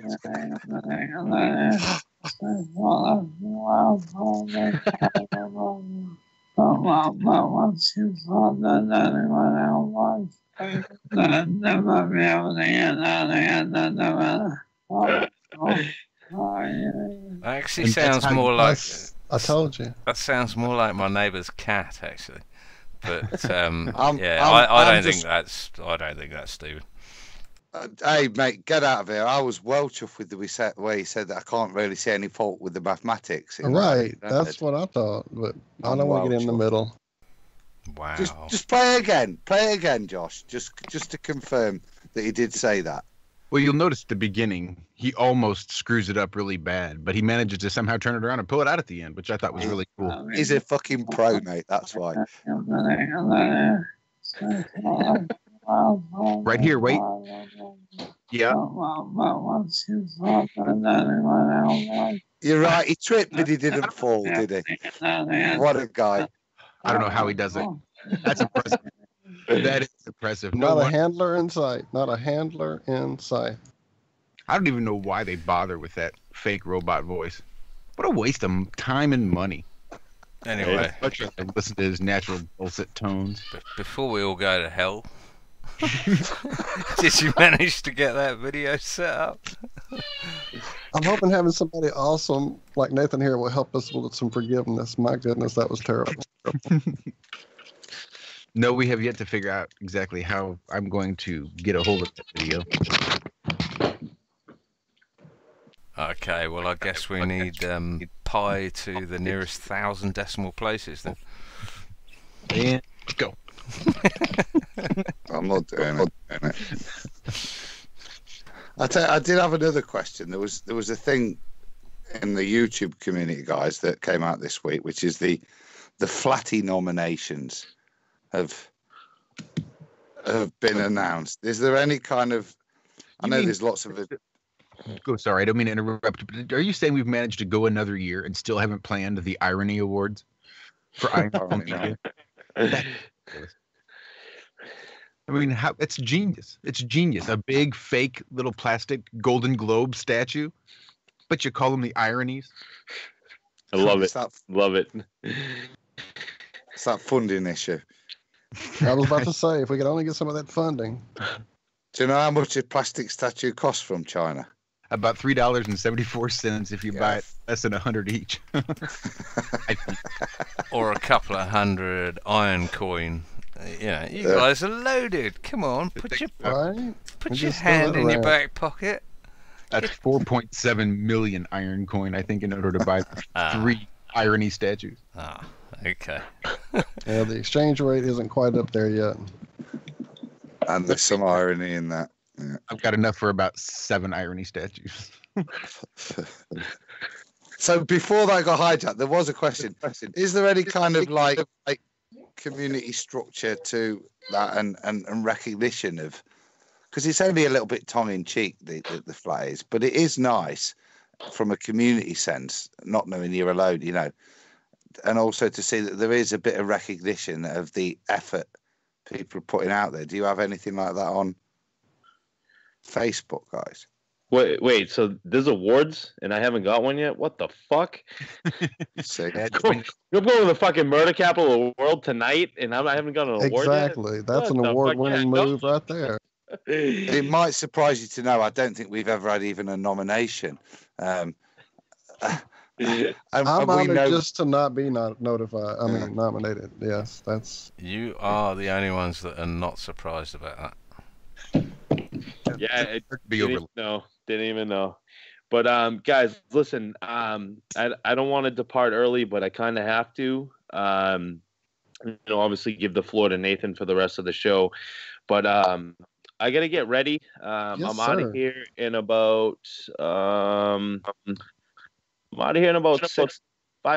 hours. I'm going to be on a flight and head into Central America.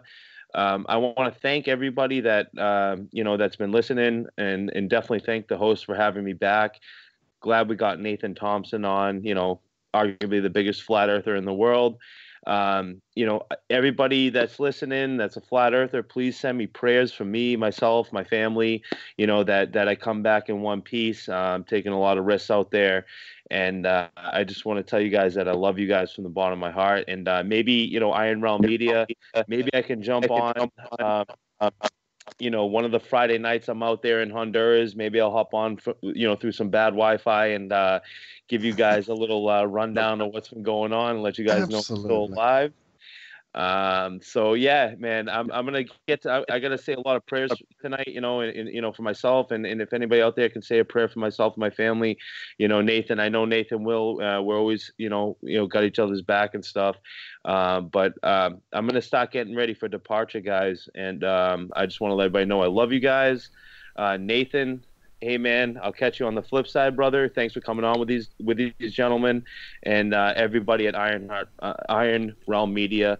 Thank you guys for having me on, man, and I really appreciate it. You're a star. Safe travel. Thank you, Brendan. Love you, man. Love you so much. Thank you for what you're doing for us all. We appreciate it more than you can know. Godspeed. We're thinking of you. Thank you. Safe travels, brother. Look forward to the updates. That'll be amazing. Yeah. Get you over there on TFR with us too, man, on one of those early morning shows. The time exchange might work better. I don't know.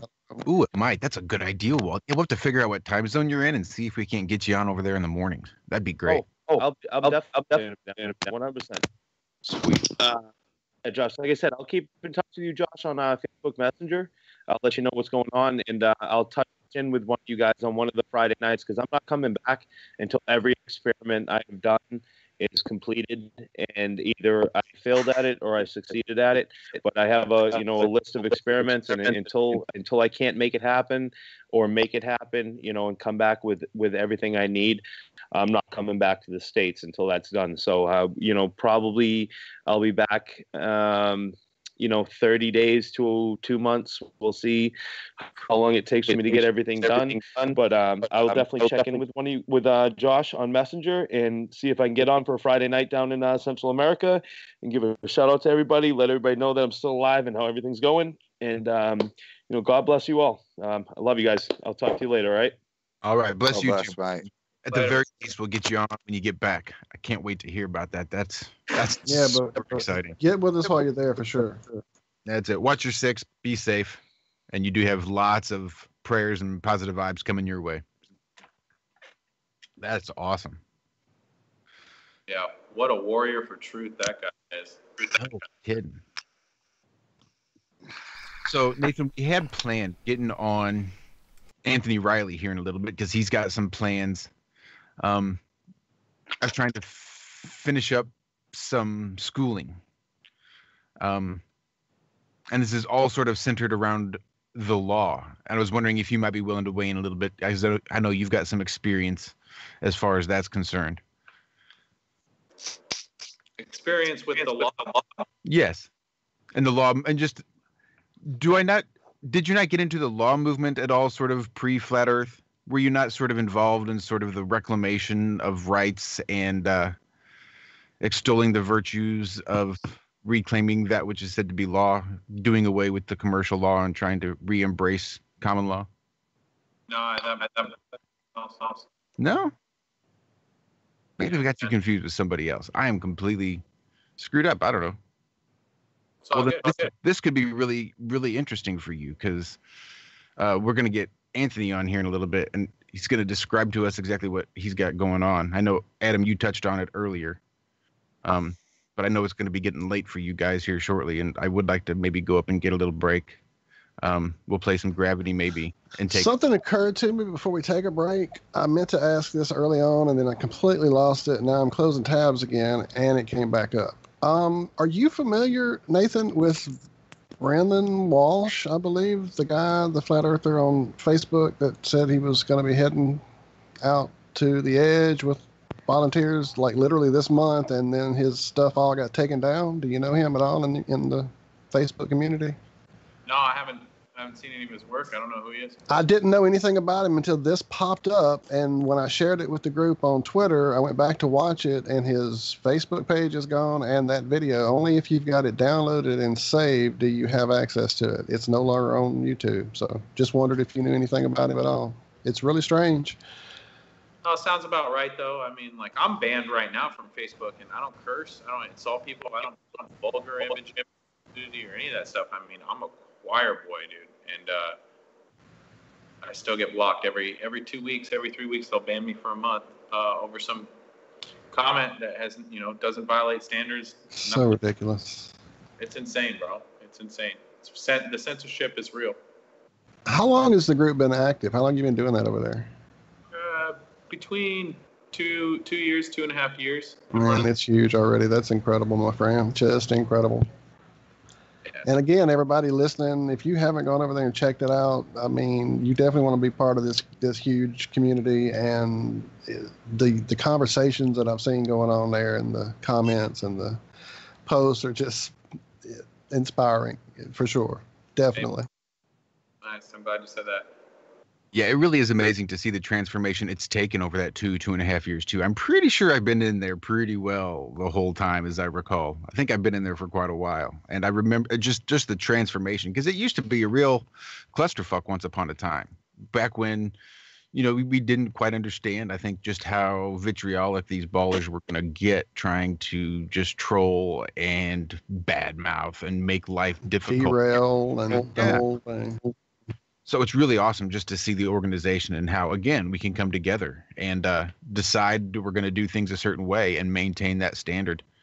And it makes things real navigable over there in the group. So that's really awesome. Thanks for that, because some of them are just, you don't even want to log on, because it's either the same stupid, nonsensical straw man argument questions that you thought within 30 seconds of having considered the Earth being flat. But then within 2 days, you'd already dismissed. With a little bit of, research and common sense, you can see that those questions aren't really relevant.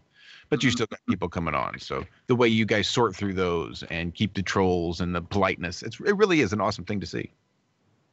Thanks. Nathan, I've got a bit of a brain fart, right? And it was when you brought out that big sledgehammer, and I just remember a guy with a sledgehammer like a year or so ago doing the exact same thing with a golf ball on YouTube. Have you done that?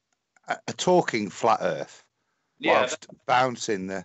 Yeah, that was me. I did a couple of those rifling off flat Earth proofs, and that's what I'm working on currently. Dude, you have genius for making these things that just catch people the right way. The first thing I remember was our buddy, I think it was our buddy, it might be wrong, but I think Candy Franklin shared the link of you live doing the ball head, the troller, the baller head in the car live when it was going on, dude. And I was pissing myself laughing. Yes, that's awesome.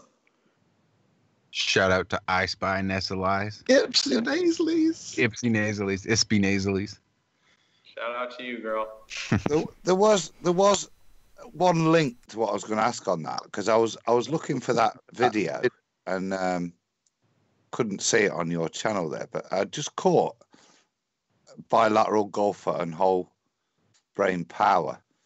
So there's 2 points here. Get us back to brain power. Yes. Yeah. Can you improve my golf? And secondly, I can take your what's golf. the importance of this? So I work with a gentleman named Michael Lavery, and he's actually been working with Bryson DeChambeau, who's one of the hottest. Sorry, I'm getting reverb or something coming back. But have you guys heard of Bryson DeChambeau, to the golfer? Sounds vaguely familiar. Okay, yeah. Confusing that with the Rochambeau. He'll sign the flags left-handed mirror image. And so I'm famous for doing that cursive too. And so, yeah, I can definitely help your golf game. Men are either one or the other. They're either really strong or they have the dexterity, but not many people have both. So when you can really train the strength training, but also the hand-eye coordination, I can take your golf to the next level, bro. I'd be happy to help you do that. So you're a gent. How do you cope with those that are neither strong nor have dexterity? Is the only question I'd have. I was about to ask what that third category might be called, Adam, because I'm definitely right in there. Adam, get a sledgehammer and a golf ball and come back in a couple of months.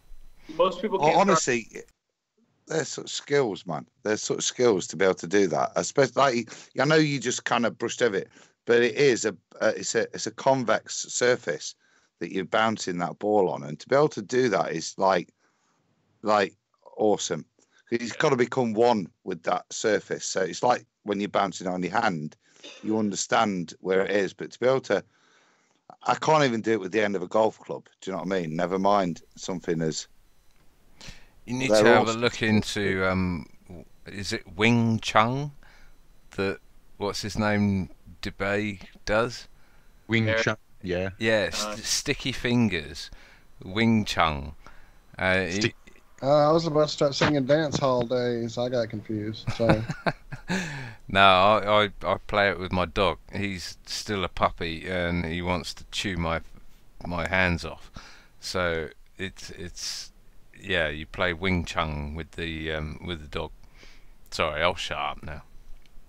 Nope, I'm Wing Chunning everybody. I've been Wing Chunning ever since I saw Ip Man for the first time, and I thought, holy jeez.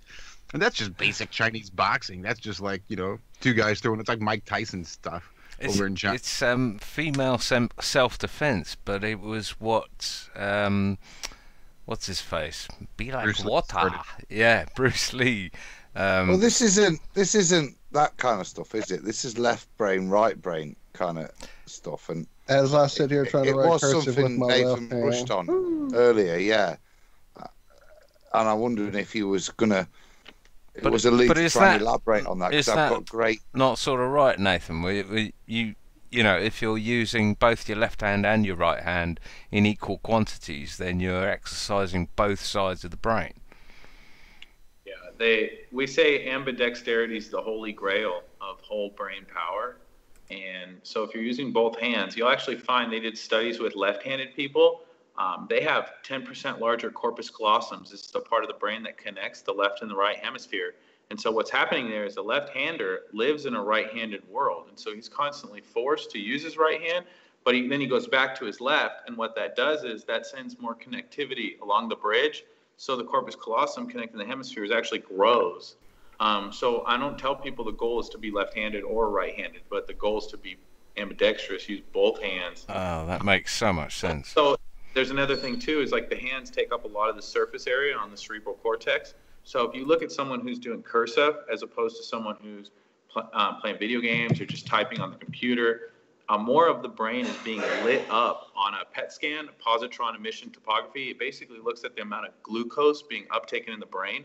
And so people are getting lazy brain syndrome, LBS, and that's why we're having strokes. That's why people are getting fat. That's why they're not sleeping properly. There's all kinds. I mean, there's just a cascade of symptoms and from having that chemical imbalance in the brain. And say that again, Nathan. The bit about the kid that's just playing typing on the keyboard. Yeah, is it the fine motor control is bad or and cursive? You said.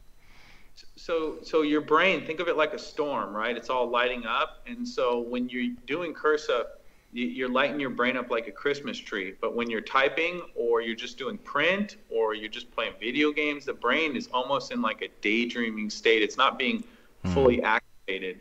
And so what that does is it decreases people's metabolism. They're not burning glucose in the brain during the day. So then at night they try to go to sleep and their brain isn't tired, so they can't sleep properly. Then that leads to obesity problems and all kinds of stress and anxiety. And what about reading?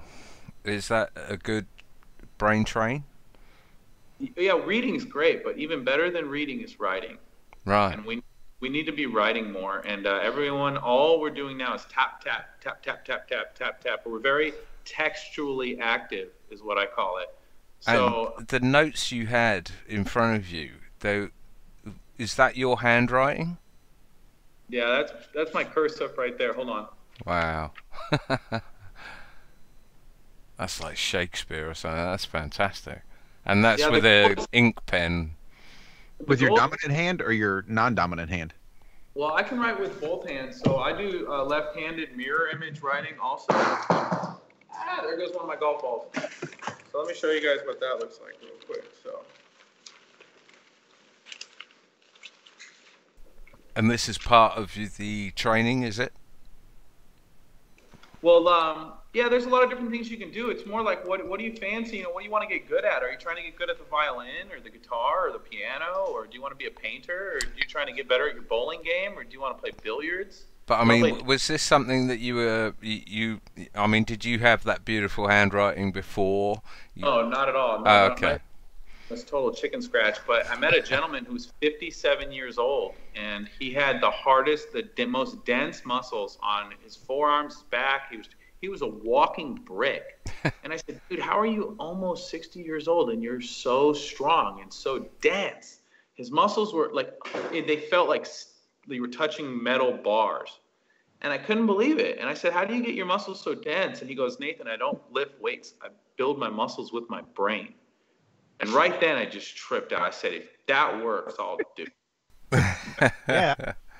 And so he would tell me to jump, and I'd say how high. So the first day he had me memorizing the states in alphabetical order, and then the first week he had me doing the alphabet inside out, outside in, backwards, and making a story with it too. So it's not all rogue memory. I'm not just memorizing pi. It's 3.1415926535897. I turn the numbers into letters, and I make a story. So every 1 is a T, every 2 is an N, every 3 is a... Adam does that. Adam does that as well. I can't get my head around it, but... It's a mnemonic system. So people think by adding more to it, it makes it harder to memorize. No. The hardest way to memorize it is just memorizing 3.1415926535897. The best way is to go to have a story and then to come back to it. And so that's what I've been doing with everything. I mean, the alphabet from the inside out is ninjas merely outline proper kicking qualifications. So NMOLPKQJRISH. That's the way, bro. That's the way. I've been trying to get John to do this way of learning. I'm still waiting. Not having it. I'm still waiting for you to explain it properly. Maybe I can talk to Nathan offline. Yeah, it's called the mnemonic system. So it's basically word association. And then there's also a peg system too. So if you want to turn numbers or turn letters into numbers and make a story, like I did with Pi, my story for Pi was up in Lame Lake Forest puking up M&Ms for Jack and Joe room. So every letter. What's your number 2? What's your number 2 memory for the number 2? Oh, what do you mean my number 2? So 2 is an N. An N. Mine's a duck. Oh, As you do. But you said that, if you want to build your body into steel and increase your knob size and your golf swing and everything, then it's all a brain exercise.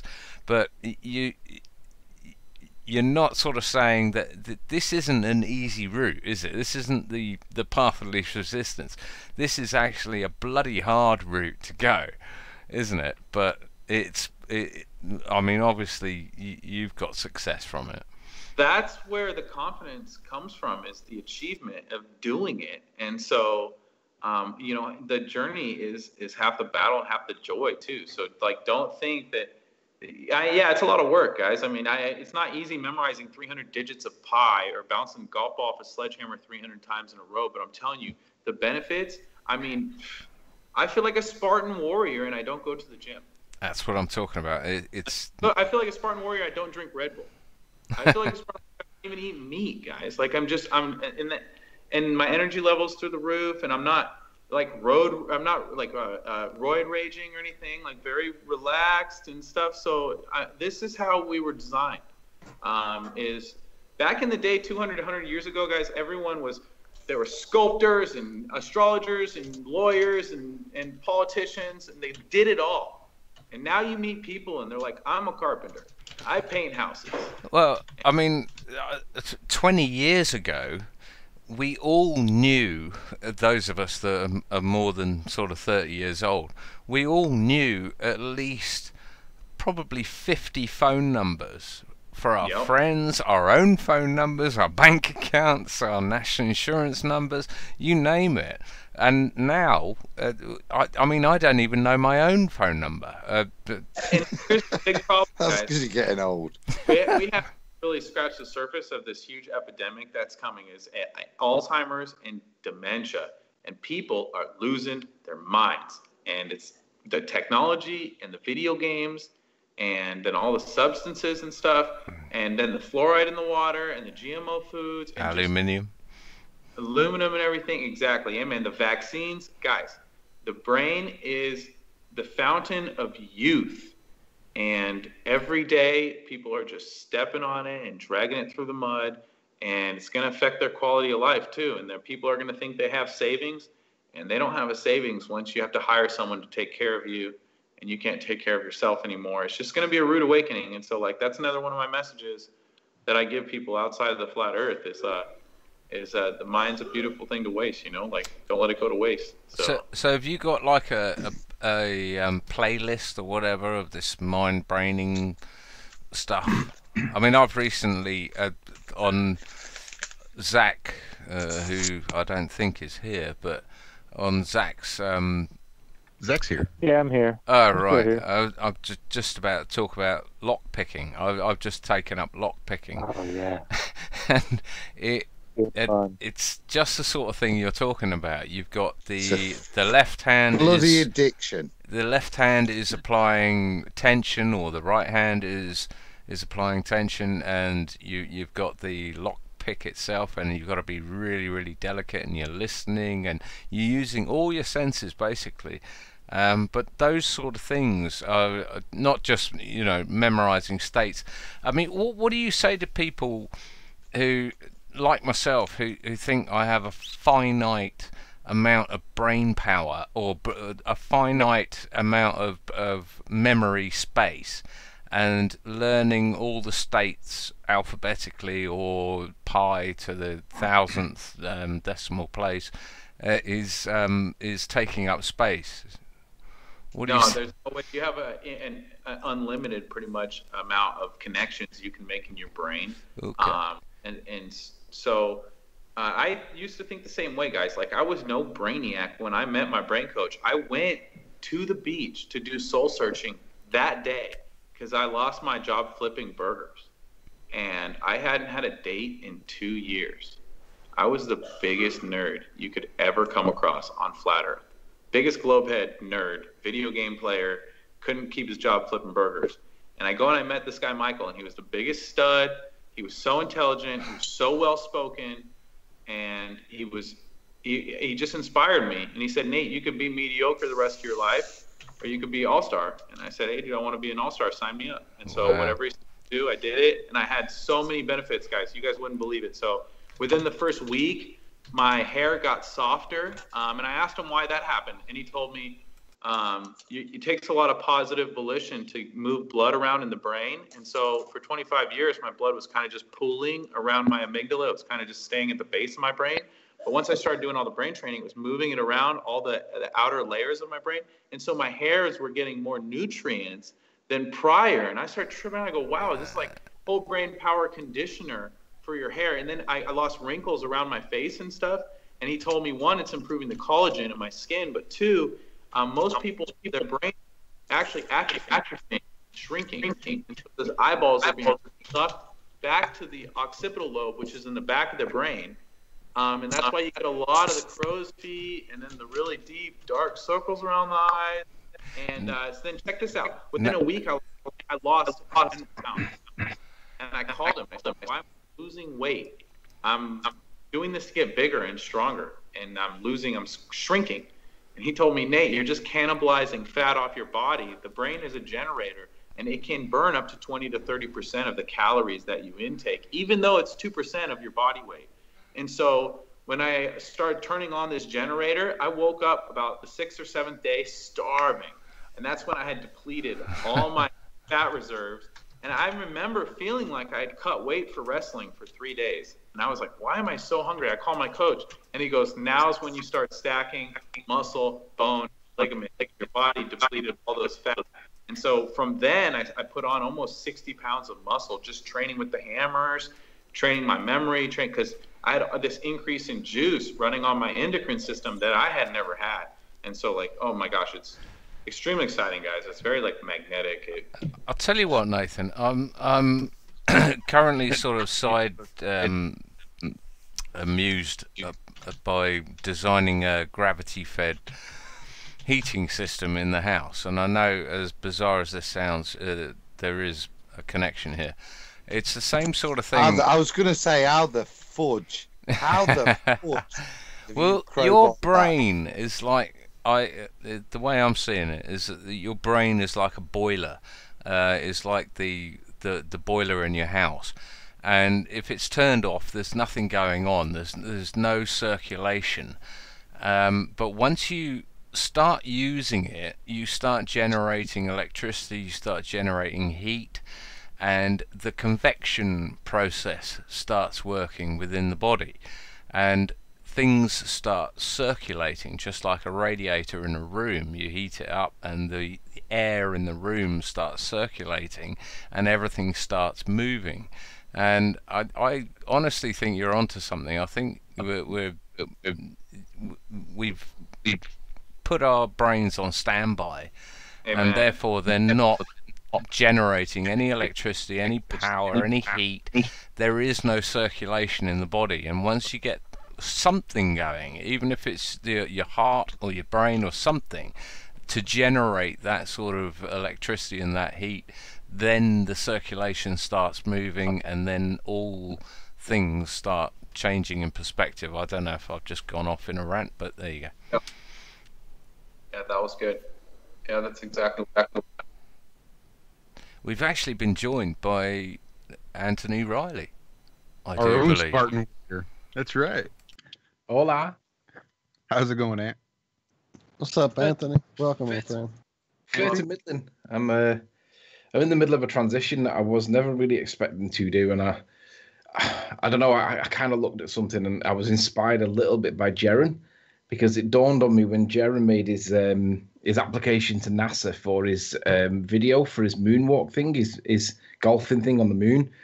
It inspired me because I realized that he's now entering into a contractual arrangement with NASA to provide the evidence that he seeks.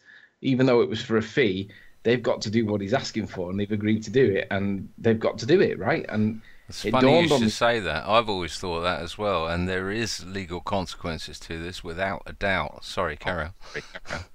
Well, it was that kind of made me think about it, about what my GoFundMe is about. Because if I was to engage into a legal contractual relationship with an establishment to do a particular task, then it's a two-way street, right? It's not just a one-way street. It's two-way in that I've got to do my bit, but they've also got to do theirs too.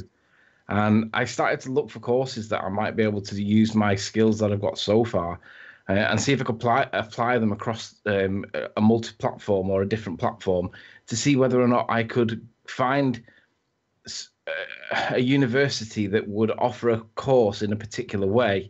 And I did. I was looking at different prospectuses and looking for different courses, and I found one that actively encouraged critical analysis of current thinking in relation to a topic of your choice. And I was like, you got to be kidding me. This is allowing me to critically analyze a topic of my choice. I thought, this is too good to be true. So I read it 2 or 3 times, and I just thought, this is fantastic. I mentioned it to Nathan Oakley, and he was dead pro what was happening at the time. And there was a lot happening, so it kind of got shelved, and I forgot about it for ages. And before I knew it, I was into September, and I realised that the schools were going back, and I realised that it's now or never. And I looked back into it, and I realised that I'd missed the deadline it was the Friday of last week was the deadline to enrol. And I only enrolled on Tuesday, or sent the form in on Tuesday. So technically, I'd missed the deadline. But I rang them and I said, look, I've got waylaid with time. I want to get on this course. Is it too late? And they said, you've got to get the form in like now. And I was like, I'll do it right now. So I filled in the main personal statement, which is the reason why you want to go on this course. And basically, what induced me to get onto this particular course was the encouragement to critically analyze the current thinking for whatever topic you choose. And it's just like a perfect nest. And I looked at it and I just thought, this is too good not to do. So I ran it by Nathan Oakley, and I just said, listen, I'm thinking of doing this. Like I applied for it anyway because I knew that they needed it in that day. And I said, I'm thinking of doing this. I said, do you think I should do a GoFundMe? Because the problem that I've got with this particular course is that once you engage into a commercial contract with a university establishment, they are extremely keen to get them fees off you. They want them fees. So when you sign on the dotted line, you are literally agreeing to pay them a huge chunk of money in return for the course that they're offering. But because this particular institution has encouraged critical analysis of current thinking, that's just like an opening of the doors. Now it's like, well, if I do the GoFundMe and pay for, then it's up to them to do what they've said they'll do, which is encourage me to critically analyze the current thinking on a topic of my choice. And I'm like, oh, this is too good to turn down. Yeah, I like the thinking. Yeah, so it's a two-way street. I'll be honest, I'm not afraid to write the dissertation out. I think it's a 15,000-word dissertation, right? That's quite a lot of work. It's got to be correctly referenced using the Oxford referencing system and stuff like that. But I'm familiar with that. I've done it before. I'm comfortable and competent in my own prowess in this particular area, both in flat Earth and writing the dissertation. So I'm not expecting any real issues with the content of what's created. But for me, the most interesting aspect is we now have a commercial agreement because I will have paid for the money, but they've got to give me that critical thinking analysis that they've said to me in the promotional material that I'm allowed to challenge and apply the law to it. So I don't know the law at this point, but I'll find that out in the coming weeks. But if they're saying that I'm allowed to critically analyze and challenge the current thinking, is that not just like the perfect course for somebody in flat Earth to be questioning? One of the key things that I'm going to focus on is on that point there. That's I don't know if Nathan heard. We kind of covered this earlier, and one of the things that we discussed was people, contributing up to them or not, but in terms of value for money. And the point I raised was actually and you've been kind enough to share this with me. I know on Nathan's, so you've said for validity reasons you will share it with a few folks, and you've been kind enough to share it with me. And the course description itself does say critical thinking, and I think that's key with regards to value for money, because it really does. If they did reject it at the first stage, it shows that their course aims, I think as it was called, is a load of bunkum even at the early age. It's not prepared for critical thinking. It's scared of critical thinking. That's exactly my thinking. I'm thinking that, I mean, the thing is, my missus has said to me that Flat Earth, she's 50-50 with Flat Earth, but she's not that convinced that it's as strong as what people say it is. Because, I mean, she's been with me doing different observations, and a lot of them do go 50-50. You can interpret it two ways, just on the observations alone. So she's not totally on board with the Flat Earth thing. She's 50-50, and that's at best, right? She's kind of like 60-40, 70-30, but she realizes that this is like, to me, this is just an open door for me to charge through. And although she said that she's not prepared to let me spend the money, she said if you get it GoFunded and crowd funded, she said she's totally behind it, because it does put the onus on the establishment to encourage to do their part to it, which is to allow me to criticize or critically analyze the current thinking. That's really, really important, because it's not just a case of doing a document and presenting it and hoping it passes. I mean, don't get me wrong, that's not easy to do, and it's at the highest of levels as well. It's master's level. It's just one below doctorate, so it's quite high up there. It's not baby stuff, but they've got to give me the part that I want, which is the ability to critically analyze current thinking, and that's the key phrase that they promote in their promotional material. No, so theoretically, on paper, I think you're onto theoretically on paper, they've got to give me that freedom to critically analyze, because they've agreed to do so. So I'm hoping that if I present, because I've got to, in the next couple of weeks, I've got to present my submission to them for what I want to do this work on, and obviously I'm not going to say specifically Flat Earth, because I think there'll be a limit to what they'll allow me to do, and definitely Flat Earth's not going to be in there. But what I can say is that which we were taught in school from a baby age of, say, 5, 6, 7 years old, we were all taught that sun was 93 million miles away. Well, I've been asking the question on Nathan Oakley's show for months. Where does that? We know what the number is. We all remember the 93 million miles, but where does it actually come from? And the best I've got is a paragraph that states that it was Christian Huygens in 1650 something, followed by a bloke called Cassini, who basically assumed that Venus was the same size as Earth, and Earth itself has an assumed radius. And Mick West himself admitted that it was an assumed radius. So it's like, well, it's all based on an assumption. It's also built on Kepler's 0.72 AU. Yeah, AU, which is a fictional figure anyway. But no, this is cool. But I've got to just drag it back to Nathan, who is our guest on here, and I would just like to say, if you can hang around, that's absolutely brilliant. If you can chip in, absolutely brilliant. But it's been a storm having you on, and I look forward to catching up with you again. Well, soon. John, before if Anthony's frozen up, and I'm having all kind of trouble. I think Skype is acting up. Anthony's gone. I don't know if Nathan's there, but I was just gonna ask him, does he understand this? Because he's got the obviously the Facebook audience, and what I think Anthony's doing is, he's dedicating a lot of his time. I don't know if Nathan's there, and I just wondered if he understood it so that he could explain it if anybody in the Facebook community asks. You know what? I'll be honest. My roommates just got home, and this cat's bouncing a ball all over the place. Wes, can you put the cat up? Like, I wasn't paying attention. I thought you had to disappear for a minute. I was checking if you were there, dude. I had no idea who that was. I'm not being rude, you guys. I'm just I wasn't paying attention. Well, we never made any formal introductions anyway. So this is Anthony Riley. Anthony, this is Nathan Thompson. You may have crossed his Facebook group every once in a while over there on Facebook. He's got the just Flat Earth group in the universe. Well, to be honest, I don't really use Facebook. I find that everybody on Facebook's generally asleep. True. Well, I just sent you a happy birthday message just a couple days ago, and I'm guessing you've not even seen it then, because you're not. I'll check it right now. I did have a quick scan through my because I did get a birthday message from a lot of people, obviously, but I'll have a quick look to see whether did I acknowledge it with a like. I don't think so. Then I haven't seen it.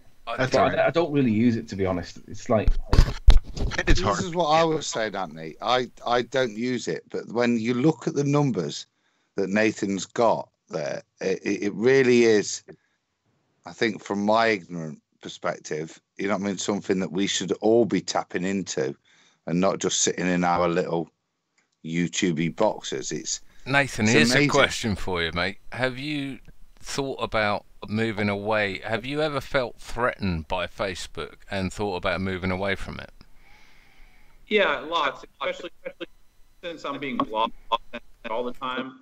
But still the biggest platform.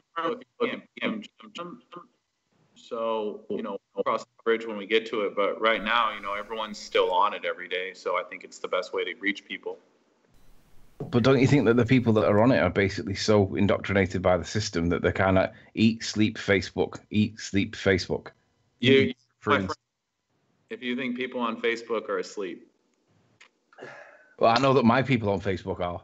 I've tried planting seeds and they definitely don't sprout.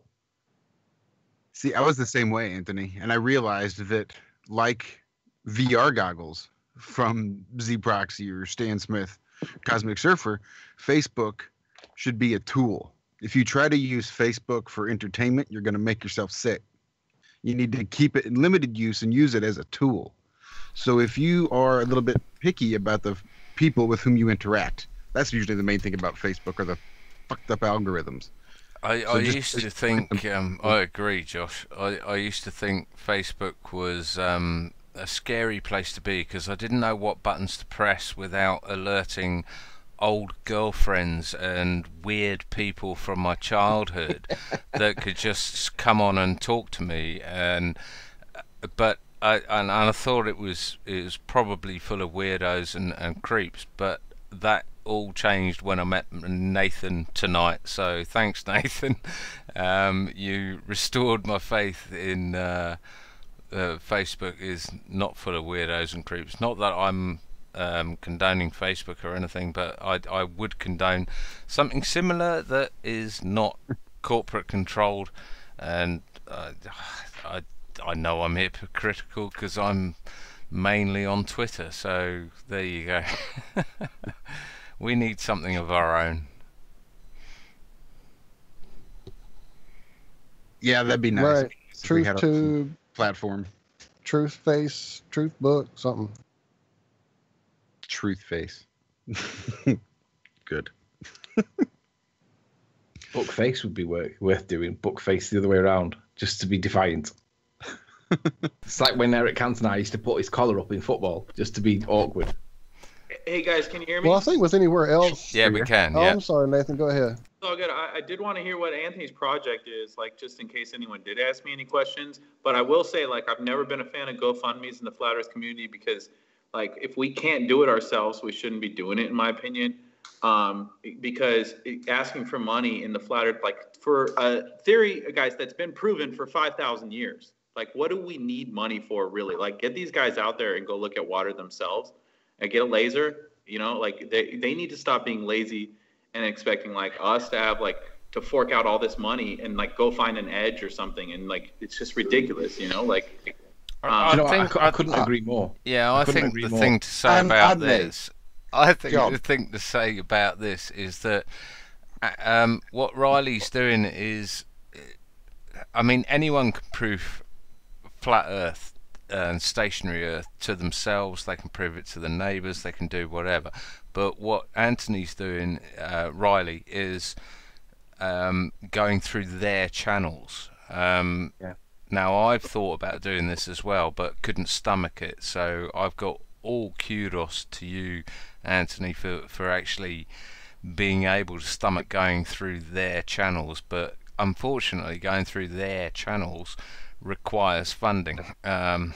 So yeah, sorry. What channels is he trying to go through a university, and how much are they charging? Yeah. It's the minimum fees just to get on the course is just over 2,000 Great British pounds. And for that money, you just get the student number, you get the ability to submit your work, and hopefully at the end of it, if you're a really good little boy, they'll give you the certificate.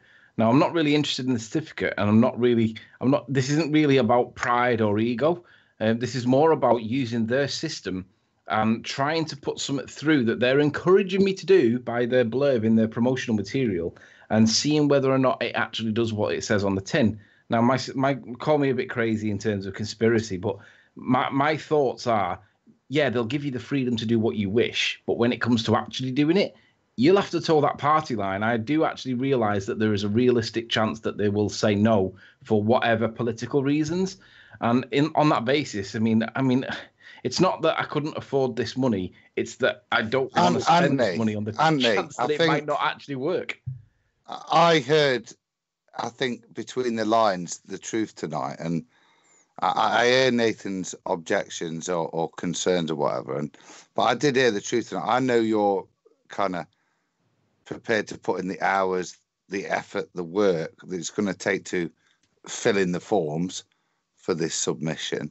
But I think the reality is there that, none of us, are independent men, for want of a better phrase. And there's a reality here that this is household money. It's not just your money, it's your missus's money. And it's about being able to commit that money. You're prepared to commit your personal time and effort. Yeah. But for me, mate, like I said, I'm going to check behind the sofa, see what's there for you. I've got no problem. And I think if even if you just threw a fiver in, then I think the fees are easy to get covered. And I don't know. I mean, how's the fundraising going now? Well, we haven't technically started it yet. I've set the GoFundMe up, but it's not been promoted yet. This is kind of like the first promotional hangout that I've been on to present it. But with regards to the GoFundMe, it doesn't actually get paid until you achieve the target. And let's be honest, if there wasn't the support within the community to do it, then it wouldn't even happen. And I know that, and I realise that. That's why I've just put it at just the fees alone. Now, obviously, it takes time and effort to be able to populate this document. And that's my part of it. But what I do realise is that if the support wasn't there within the community, then it's never going to happen. But at least I'm quite unique in the fact that to be even able to get on this course, you've got to have an undergraduate degree in law with honours. You've got to have a postgraduate diploma in legal practice. How many people in Flat Earth actually have those qualifications? There's probably two. It's an awesome lineup, I'll tell you what. But I like it.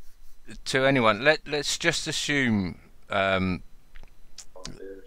we are cutting the feed now and you've got an advert to put out. What exactly is it, to anyone that's listening, what exactly is it that you're proposing to do, and where the money's going to? I think that's quite important for people to understand.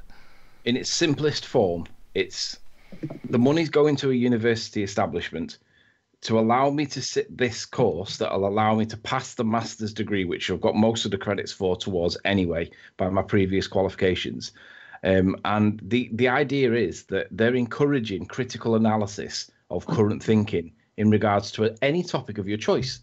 Well, if I'm able to put in a topic of my choice and apply critical analysis of that topic and then overlap it with law, then theoretically this is perfect for somebody within in Flat Earth that's got the qualifications I've got, because it allows this to be able to happen, whereas ordinarily it wouldn't have happened before. Now, basically, in a nutshell, to get a document through the legal system, the English education system is still regarded as one of the greatest in the world.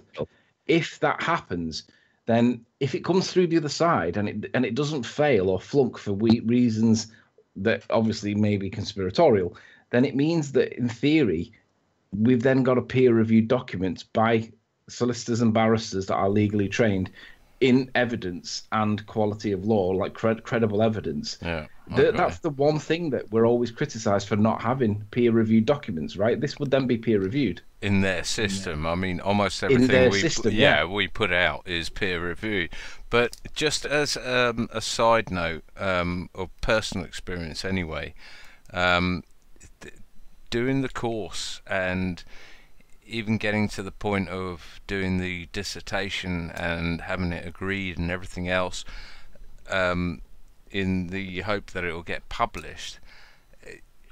From my personal experience, I did a university degree with honours and disagreed with my honours tutor, or whatever you want to call him, and he simply failed me. I was there for 4 years. 4 years. Anyway, it was a 3-year course, but it was over 4 years, and I was headed for a 2-1, and my dissertation tutor failed my dissertation, resulting in me getting a 3rd, and not getting published, purely because he didn't agree with what I said in the dissertation. So just bear that in mind. Document everything you do. I think this goes, just to speak on that, guys, that this is above that level where just standard BSc level, you're reviewed not necessarily by your peers, but a peer with particular bits of work. And I think there's a differential here with, if Anthony's work can get accepted into the system, it won't be subject to corruptibility by any individual. It's going to be peer reviewed by a few that need to be bent to. But shut not up. just that. If they did fail it for some, in like you're saying, their difference of opinion, then that speaks more that they fail it than they did if they passed it with a low mark. Because I think that it won't change my current qualifications anyway. I've already got my undergrad. I've already got my postgrad. No, All exactly. That's what I'm saying. Before we get into this, guys, too much, I can see Nathan there, and he is on, and I really want to get his opinion on it. So can we just jump over, Nathan? What are your thoughts, mate, and your feedback rather than ours? I think is probably. Yeah, that sounds great. I think we need a peer-reviewed. And $2,000 isn't too much. Any idea how much fees you're going to have after the $2,000? No, it's just to get me on the course. I mean, it's an unquantified number, but if I can get on the course, I'll sort the rest out, because it means that there's enough community backing to do it. And I don't know how best to do it other than to try. But if the people that are in the community agree with the idea of getting something through the English education system that has then been peer reviewed and doesn't flunk, ultimately the marks don't come from the university. They come from the exam board themselves, who are not personal to me. I'll never get to meet them. I won't know who they are. So it comes down to the arguments that are presented. But fundamentally, I'm not going to try and prove that the Earth's flat. I'm going to show that these guys tell us that we live on a sphere, but the evidence for that assertion isn't there. Like, they can't prove axial rotation, they can't prove curvature, they can't prove gravity. There's a few other things that I'm not sure they can prove. I don't think they can prove the distance to the sun. They can prove the ratio using Kepler's third law on interplanetary motion, but where the numbers come from, I don't know. Assumptions. Yep. Sorry, say that again. It was assumptions and presumptions. That's where they come from. Yeah. Sorry, don't mean. And then they seem to be They seem to be consensus, like accepted by everybody by consensus. Therefore, they become true. Well, that's not the standard of evidence that we should be getting taught, because we should be getting taught facts, not perceptions or consensus. Well, I think many of the assumptions that are blatantly not true, observably not true. This is my buddy Wes. What's up, Wes? What it do? Glad to meet you. Yeah, thanks for hanging out with us. Yeah, absolutely. Nathan's a good buddy of mine. Been running the group with him for probably 4 to 6 months after he started it. When I was there, it was like when I first came, we had 3,000, 4,000 members. Now we're sitting at over 122,000. It's been a great experience, a life-changing movement for me. Absolutely. Are you getting recognized on the street, either of you? I'm sure Nathan has. Yeah. Yeah, I've been at bars and stuff where people like, and then like, yeah, I've had it happen. People see my Starbucks video because that video went super viral. Probably had over 10 million views at least. Where I confronted the Sophia pilot at a Starbucks in Pasadena, California, and the Sophia is the infrared telescope, and there's a lot of speculation that they just actually switch out Sophia for Hubble. So I actually might have met the Hubble pilot, because we all know, like all the flat earthers know, there's no like Hubble satellite floating around or middle vacuum of space sending back pictures via Wi-Fi or some nonsense, right? Like, and they actually did a Stanford student called NASA and talked to one of their engineers, and he talked about how they never go up at the same time and how it could quite possibly be that Sophia is the Hubble. And so that one video went super viral. But what's interesting is we had some guys that we work with that got flat smacked while they were working, and that guy had seen my Starbucks video like 3 days before, and so it was funny. He's like, I know some flat earthers. You might have seen them online. But yeah, I don't know. It's going flat Earth Inception. Yeah, bro. I'm just trying to get the word out there. Like, I don't know. Not necessarily trying to be like the mouthpiece or anything, but I want the message to get out.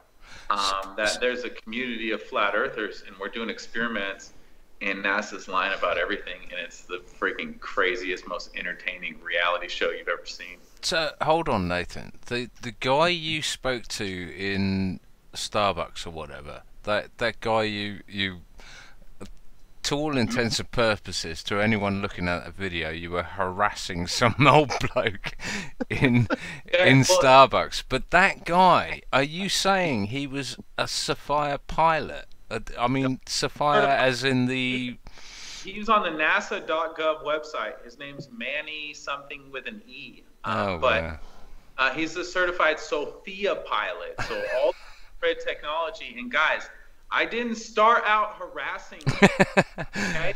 I didn't even turn the camera on until 4 or 5 minutes into the conversation.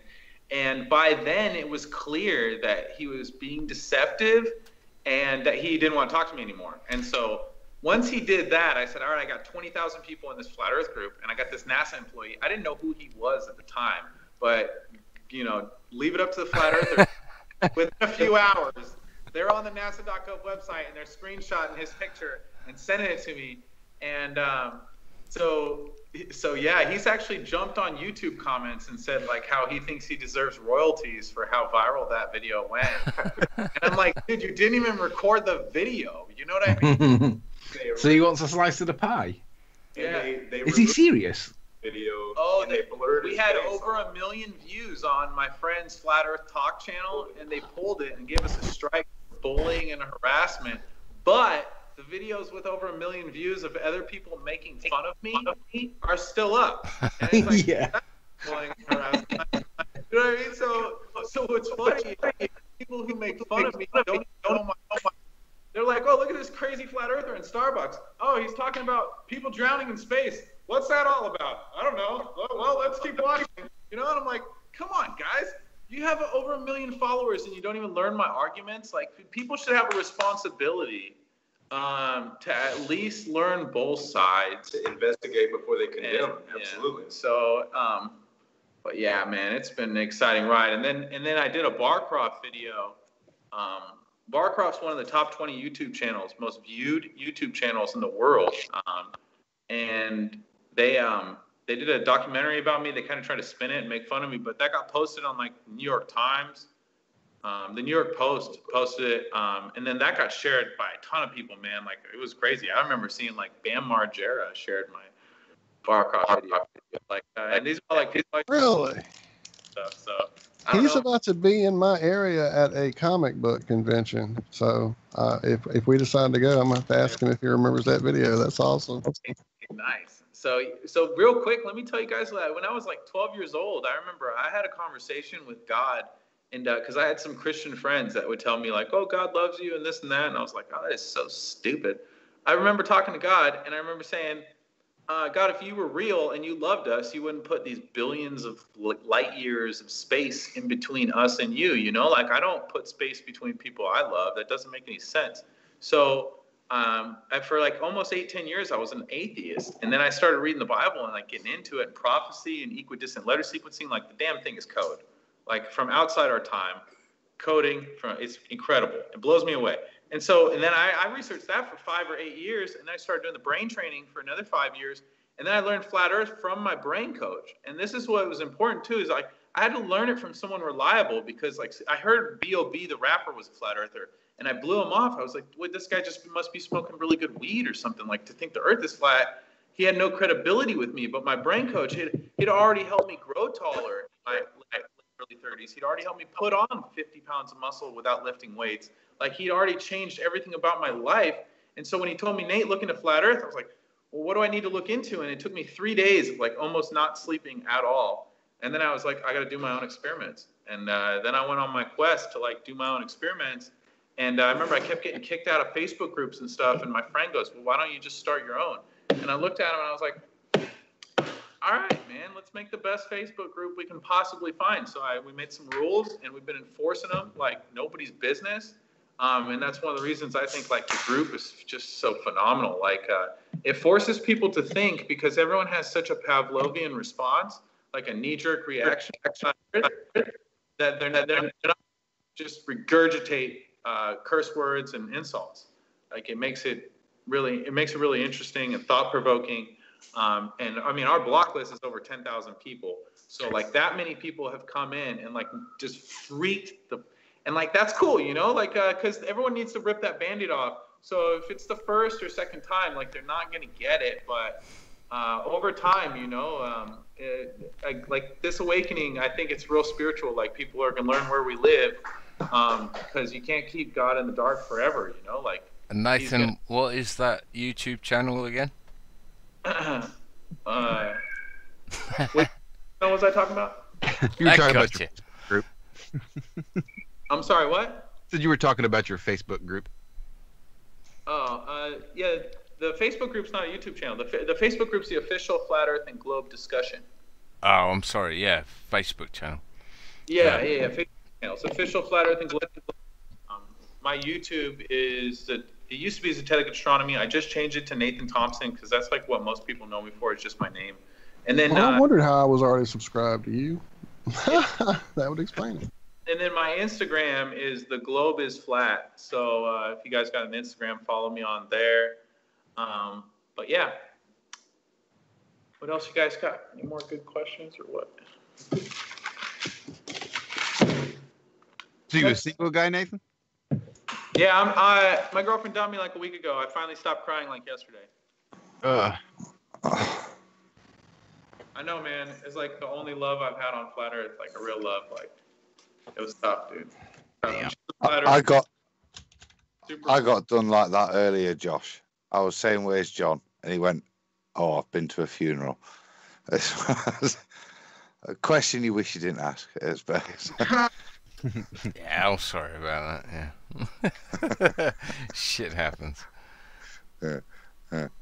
So I'm keen to move on. I think I'm more Riley. intrigued than anything by this whole brain training thing. I definitely want to get in touch with you more on some details and where to start looking at this in more detail and more depths.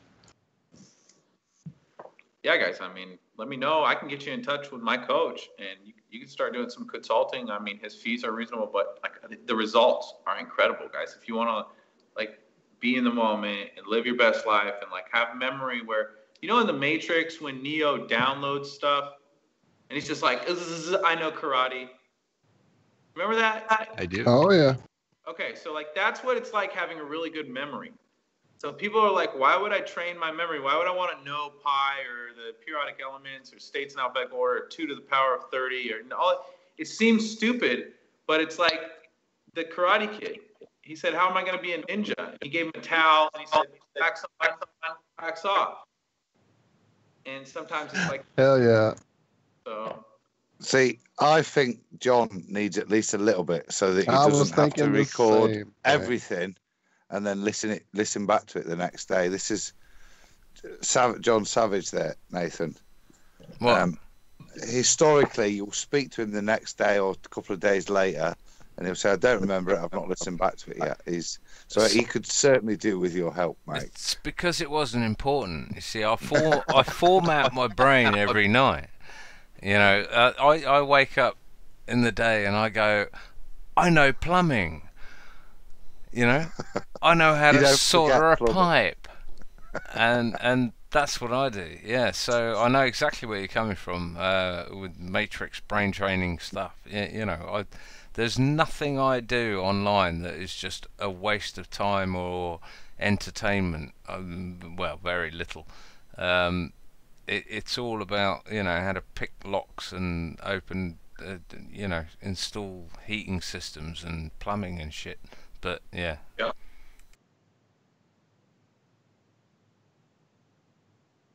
Well, I've already started trying the left-handed cursive. It's freaking difficult. Okay, the easiest way to do the left-handed mirror image cursive is to do it with a Sharpie regular and then flip the page and face it with your left hand and get to the muscle memory of the strokes and how to do the left. That's the hack. That's the brain hack for you. All right, that's cool. I see that already working.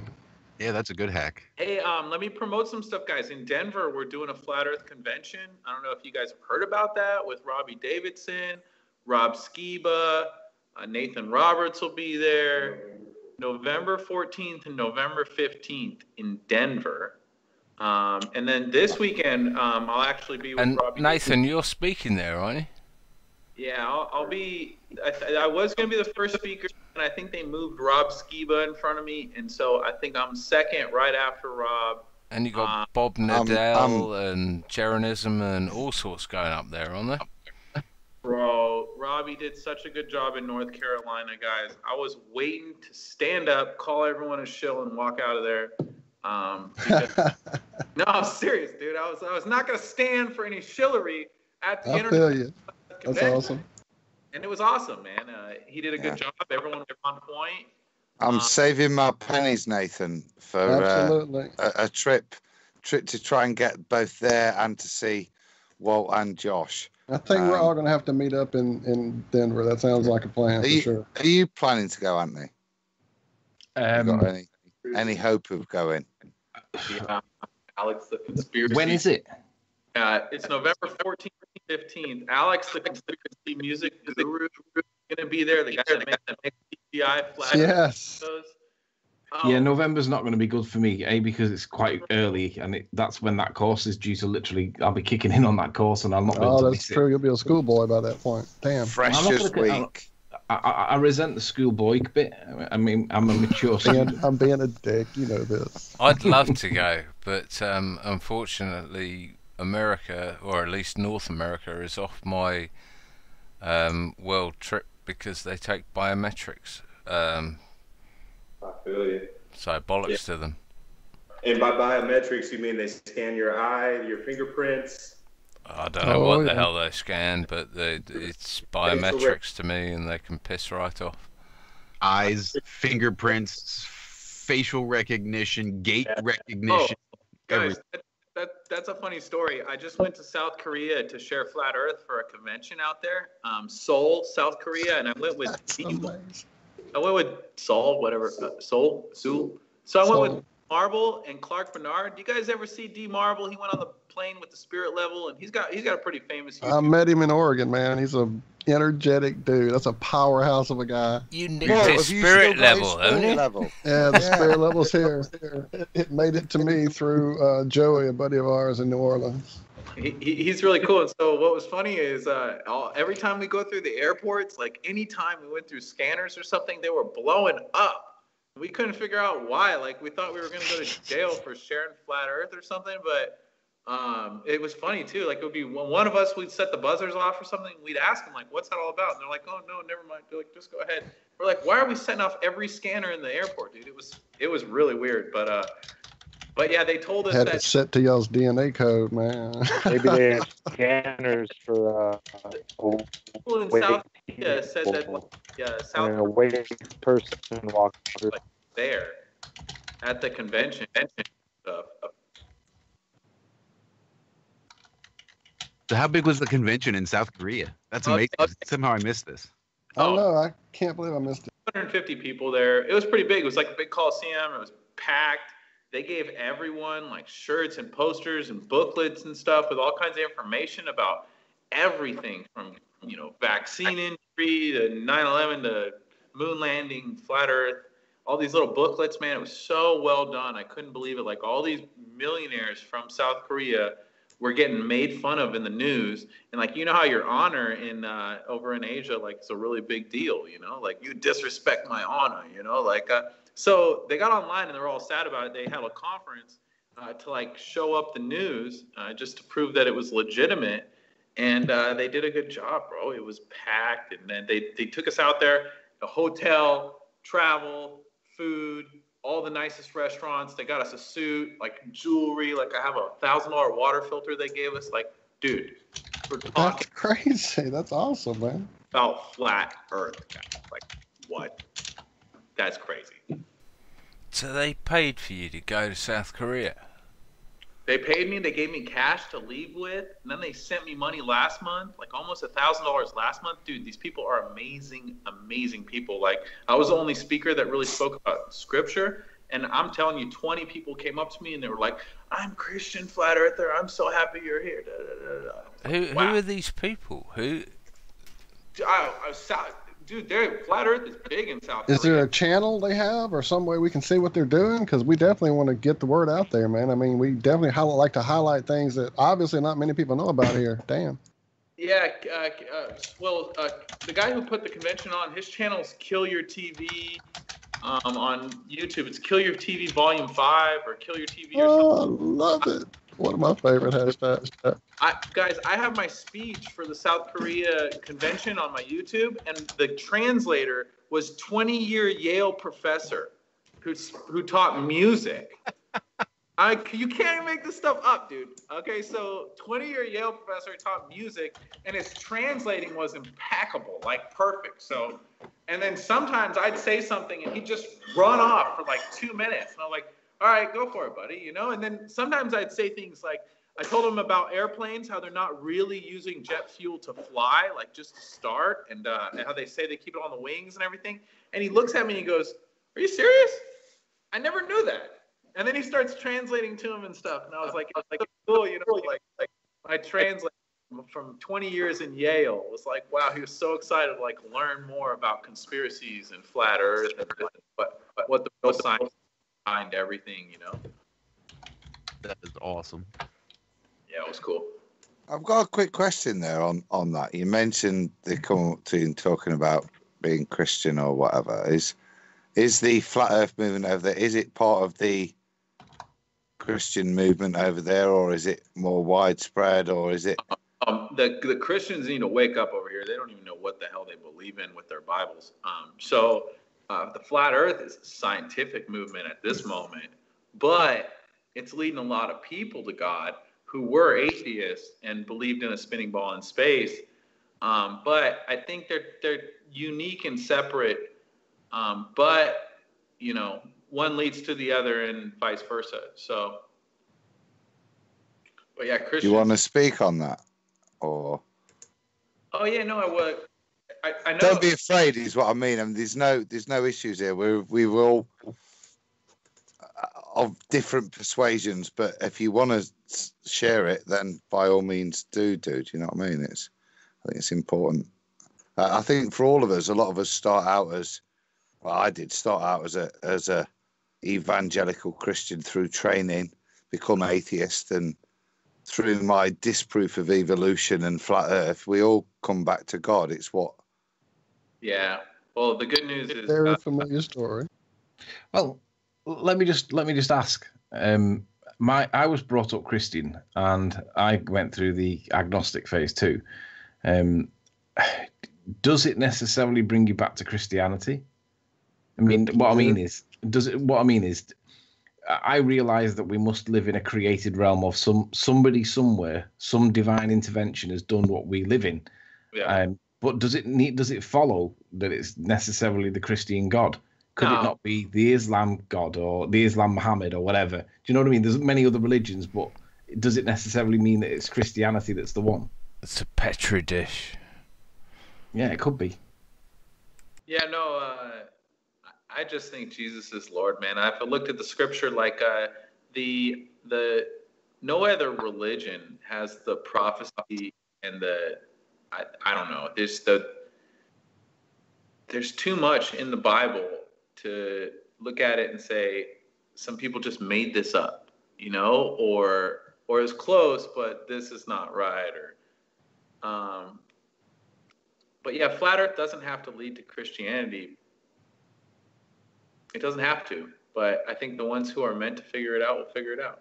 I really do. And so I don't think it necessarily leads to any particular religion, but it has to lead to creation, because I think we can all agree that evolution's bunk, right?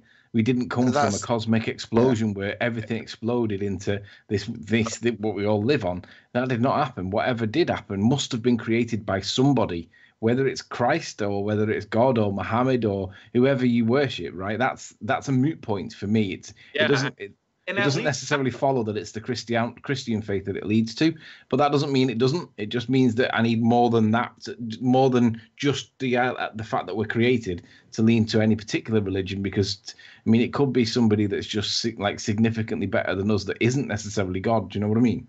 Andy, it leads you back to God, right? That then gives you another problem to work with. You figured out the shape of the Earth. Now figure that a bit out, and then that's another whole. Well, how does it lead back to God? You got to define God, surely. Yeah. Goes back as in a creator. Sorry for one. Yeah, creator. I would agree with. I don't God mean really necessarily.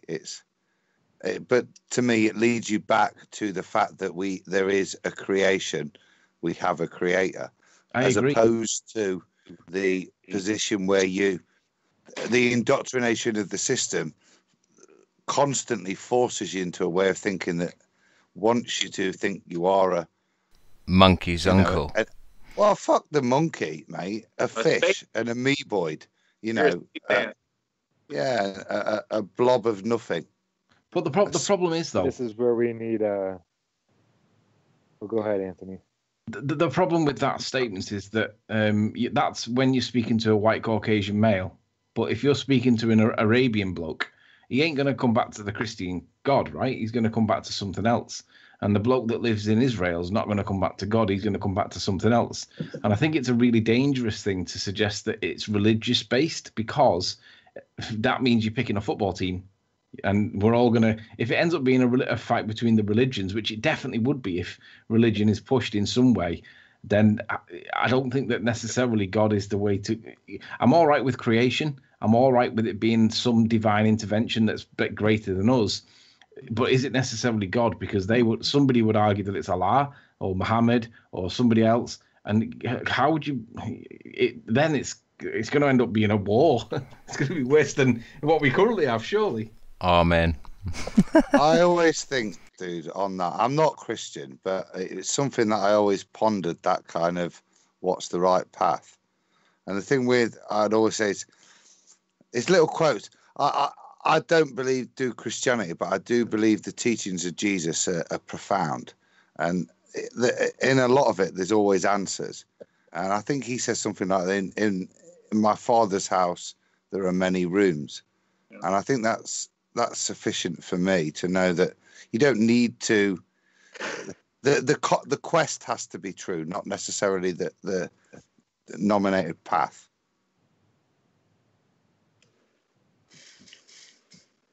That's it. Zach, I got you. Don't worry. I heard you. I got you right here. In the beginning, we were all fish, okay? Swimming around in the water. And then one day, a couple of fish had a retard baby. And the retard was different, so it got to live. So retard fish goes on to make more retard babies. And then one day, a retard baby fish crawled out of the ocean with its mutant fish hands. And it had butt sex with a squirrel or something and made this retard frog squirrel. And then that had a retard baby, which was a monkey fish frog. You're mocking me. And this monkey fish frog had butt sex with that monkey, and that monkey had a mutant retard baby that screwed another monkey, and that made you. This is well, purely. You're the retarded offspring of 5 monkeys having butt sex with a fish squirrel. Congratulations. Congratulations. for Creative Commons Oh, I use love that only, so much. criticism, educational use, and everything else. So piss off if you're going to ban us.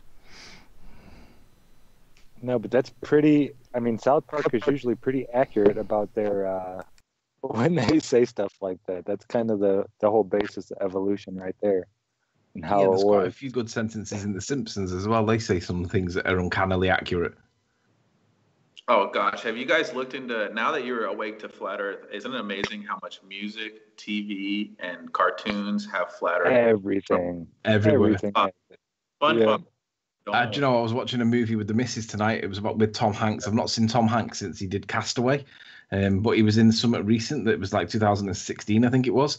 I can't even remember what it was called, but I swear on my mum's life, he says something flat Earth. He mumbles it under his voice, and I had to play it back 3 times to think, did he just say flat Earth? And I'm pretty certain he says something flat Earth while he's mumbling, and I'm thinking that there's no way that's not flat Earth. But it was totally out of context. It didn't flow with the movie. But when you hear the words flat Earth, you hear that through everything else. You can hear there can be a conversation in a whole room. One guy will say flat Earth, and you'll hear that one guy saying it, and you're like, who said that? Well, that's what it was like. It was like, saying your name in the room. Who said my name? Yeah. Yeah. Exactly. It's like a dog that's hearing woggies. Yeah. Or the bowl being rustled or something. It's food bowl. Yeah, I know what that is. Something interesting too, I'll pull from scripture real quick, is Psalm 2, guys. It says, the kings of the earth have taken arms against the Lord and his anointed, and they're trying to break the chains that we have, our connection to God. And you know what God does to their plans to keep us from him? It says he laughs and he will hold them in derision. And so nothing that they're trying to do, they're going to get away with. And I just think this whole NASA deception is the biggest, funniest cartoon show. Yeah. And when I found out about Flat Earth, man, I was like, man, these trolls are going to get it, dude. They're going to field it. Because I was already heavy into evolution being fake and 9/11 being inside job. And anytime I could trigger someone with those truths, I was making sure I triggered them with those truths. Because people need to learn that, you know, the government's not our best friend. They've never had our best mind. You know, the word government means to control, guide, or direct the mind. Yes, sir.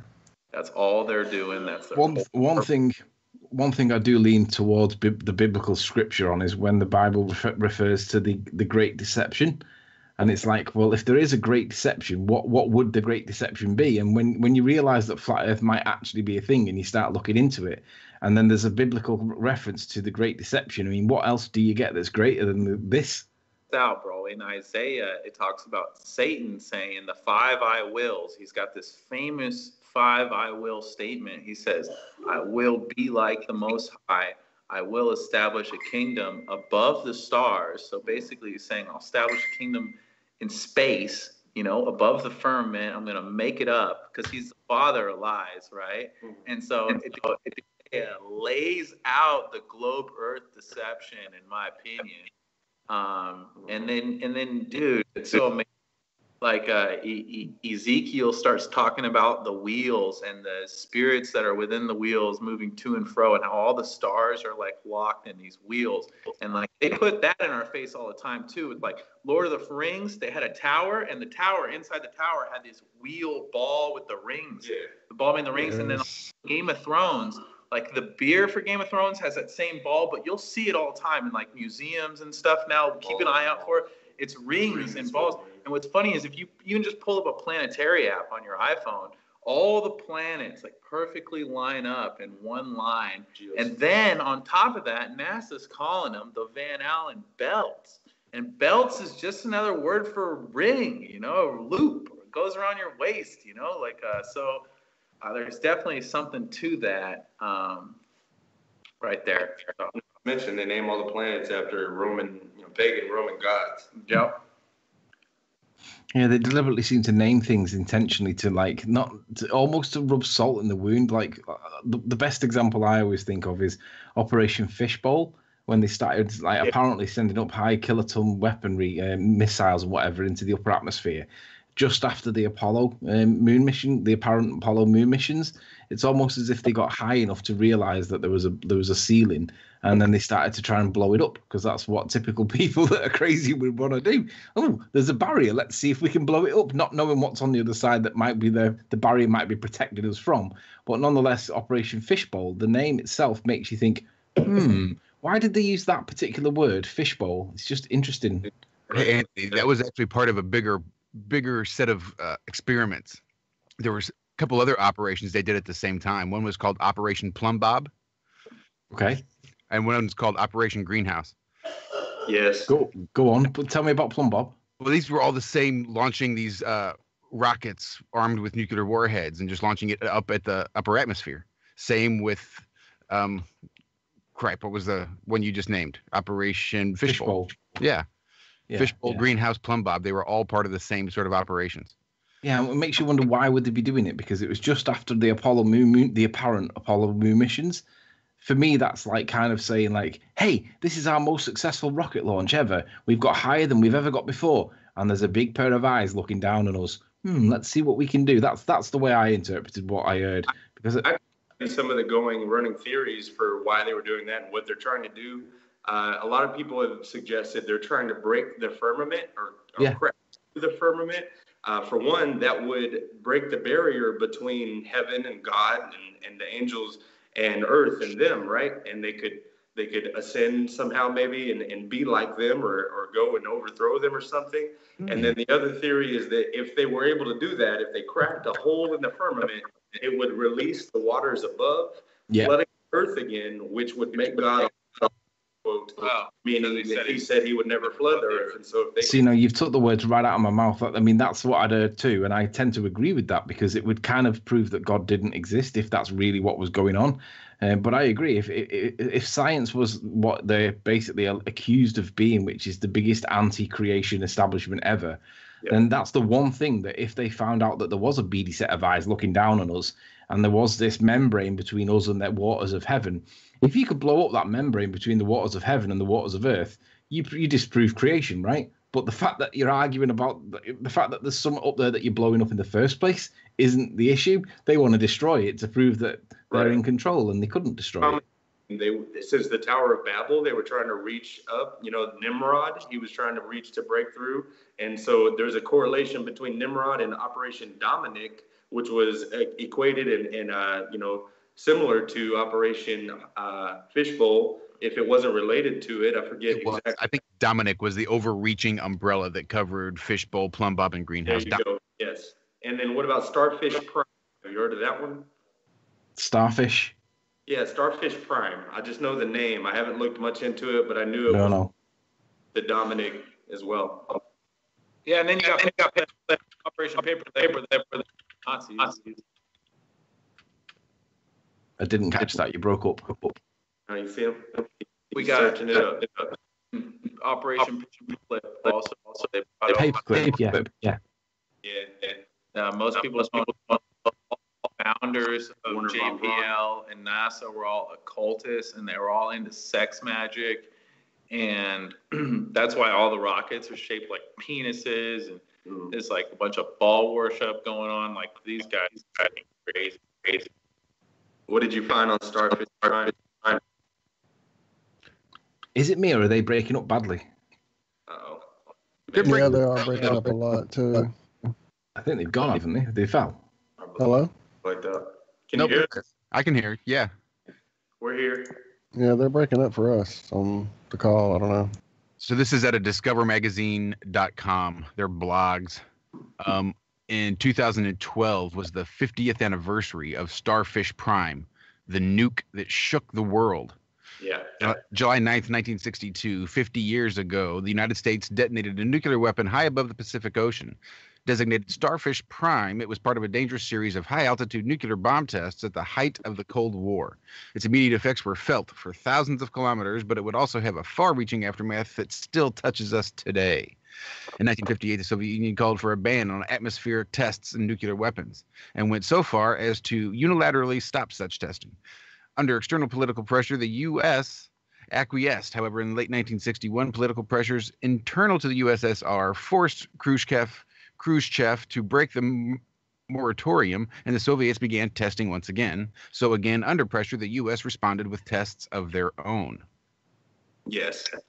And I remember hearing a testimony or some sort of, eyewitness account that when, maybe it was that one, any of the number of weapons, the rockets they shot at the firmament, essentially, somebody had stated on the record that they heard a shaking sound had been rung, like a reverberation, a resounding, just ding, like something big glass bowl shaped had just been tinked, like had just been hit, making a big old reverberating sound, like if you just hit a steel drum kind of thing.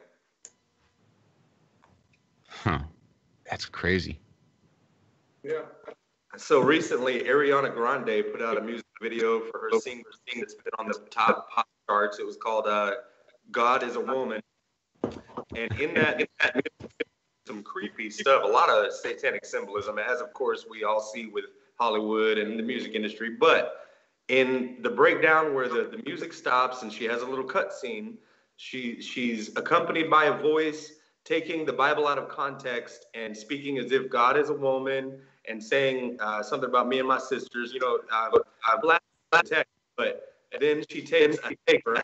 I equated to Thor's hammer because she had like Norse mythology kind of garb on her. She swings the thing up, and it goes up, and the above her, glass dome seal, and the hammer breaks that, and the song continues. That's crazy. It is. And then you got Hillary Clinton on all these speeches talking about, there's 8 million cracks in the glass ceiling above our heads. And it might be hard to see, but there's a glass ceiling above our heads. We're going to break the glass. She's got like 5 quotes talking about like glass ceiling above our head. She's freaking nuts. It's a common theme. I think that's what they're trying to do. And maybe that has a part in Revelation. If we're in that time, it's a possibility they are actively trying to get through that. And that will be a key factor in starting it off. That's just speculation, but I don't think that's going to happen. It's possible. They've been trying to let us know over and over again is what I'm saying, that they're working on it. They want to get through that dome. That's an interesting idea you put out there, Wes, that they're just like hacking the Tower of Babel rather than trying to ascend it to heaven. They'll just bring heaven down to them. That's crazy. But if you take a look at what God did to the Tower of Babel in the Old Testament, and then look at what NASA says they're doing, which is piercing the firmament, I mean, he's only going to do the same thing with them. He wants to be like the most. Yeah. So NASA's going to go down too. They're going to go. And then all these Bill Nye and Neil deGrasse Tyson guys are going to go down as in history as traitors to humanity and traitors to science and total frauds. And just, I hope they have fun with that.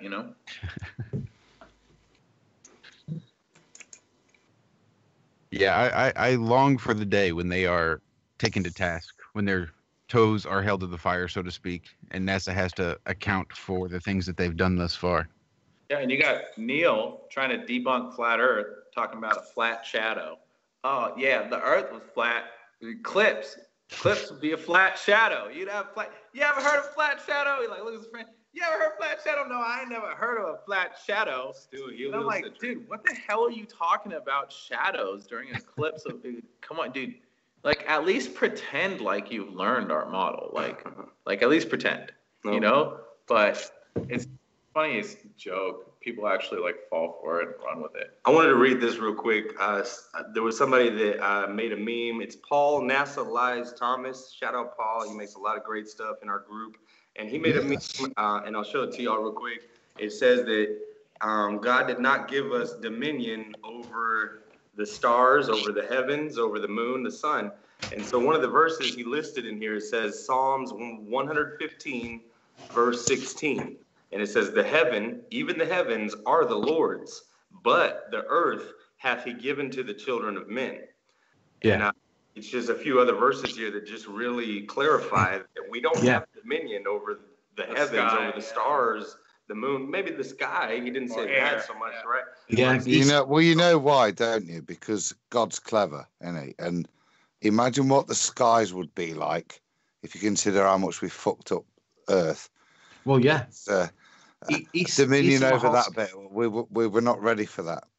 Issa Mahalski always cites that God gave us dominion over the land, but only the land. He didn't give us dominion over the waters. He didn't give us dominion over the skies. Everything else doesn't belong to us, but we can roam the land, and we do roam the land, and that's why we're in the mess that we're in, but we don't have dominion over anything else.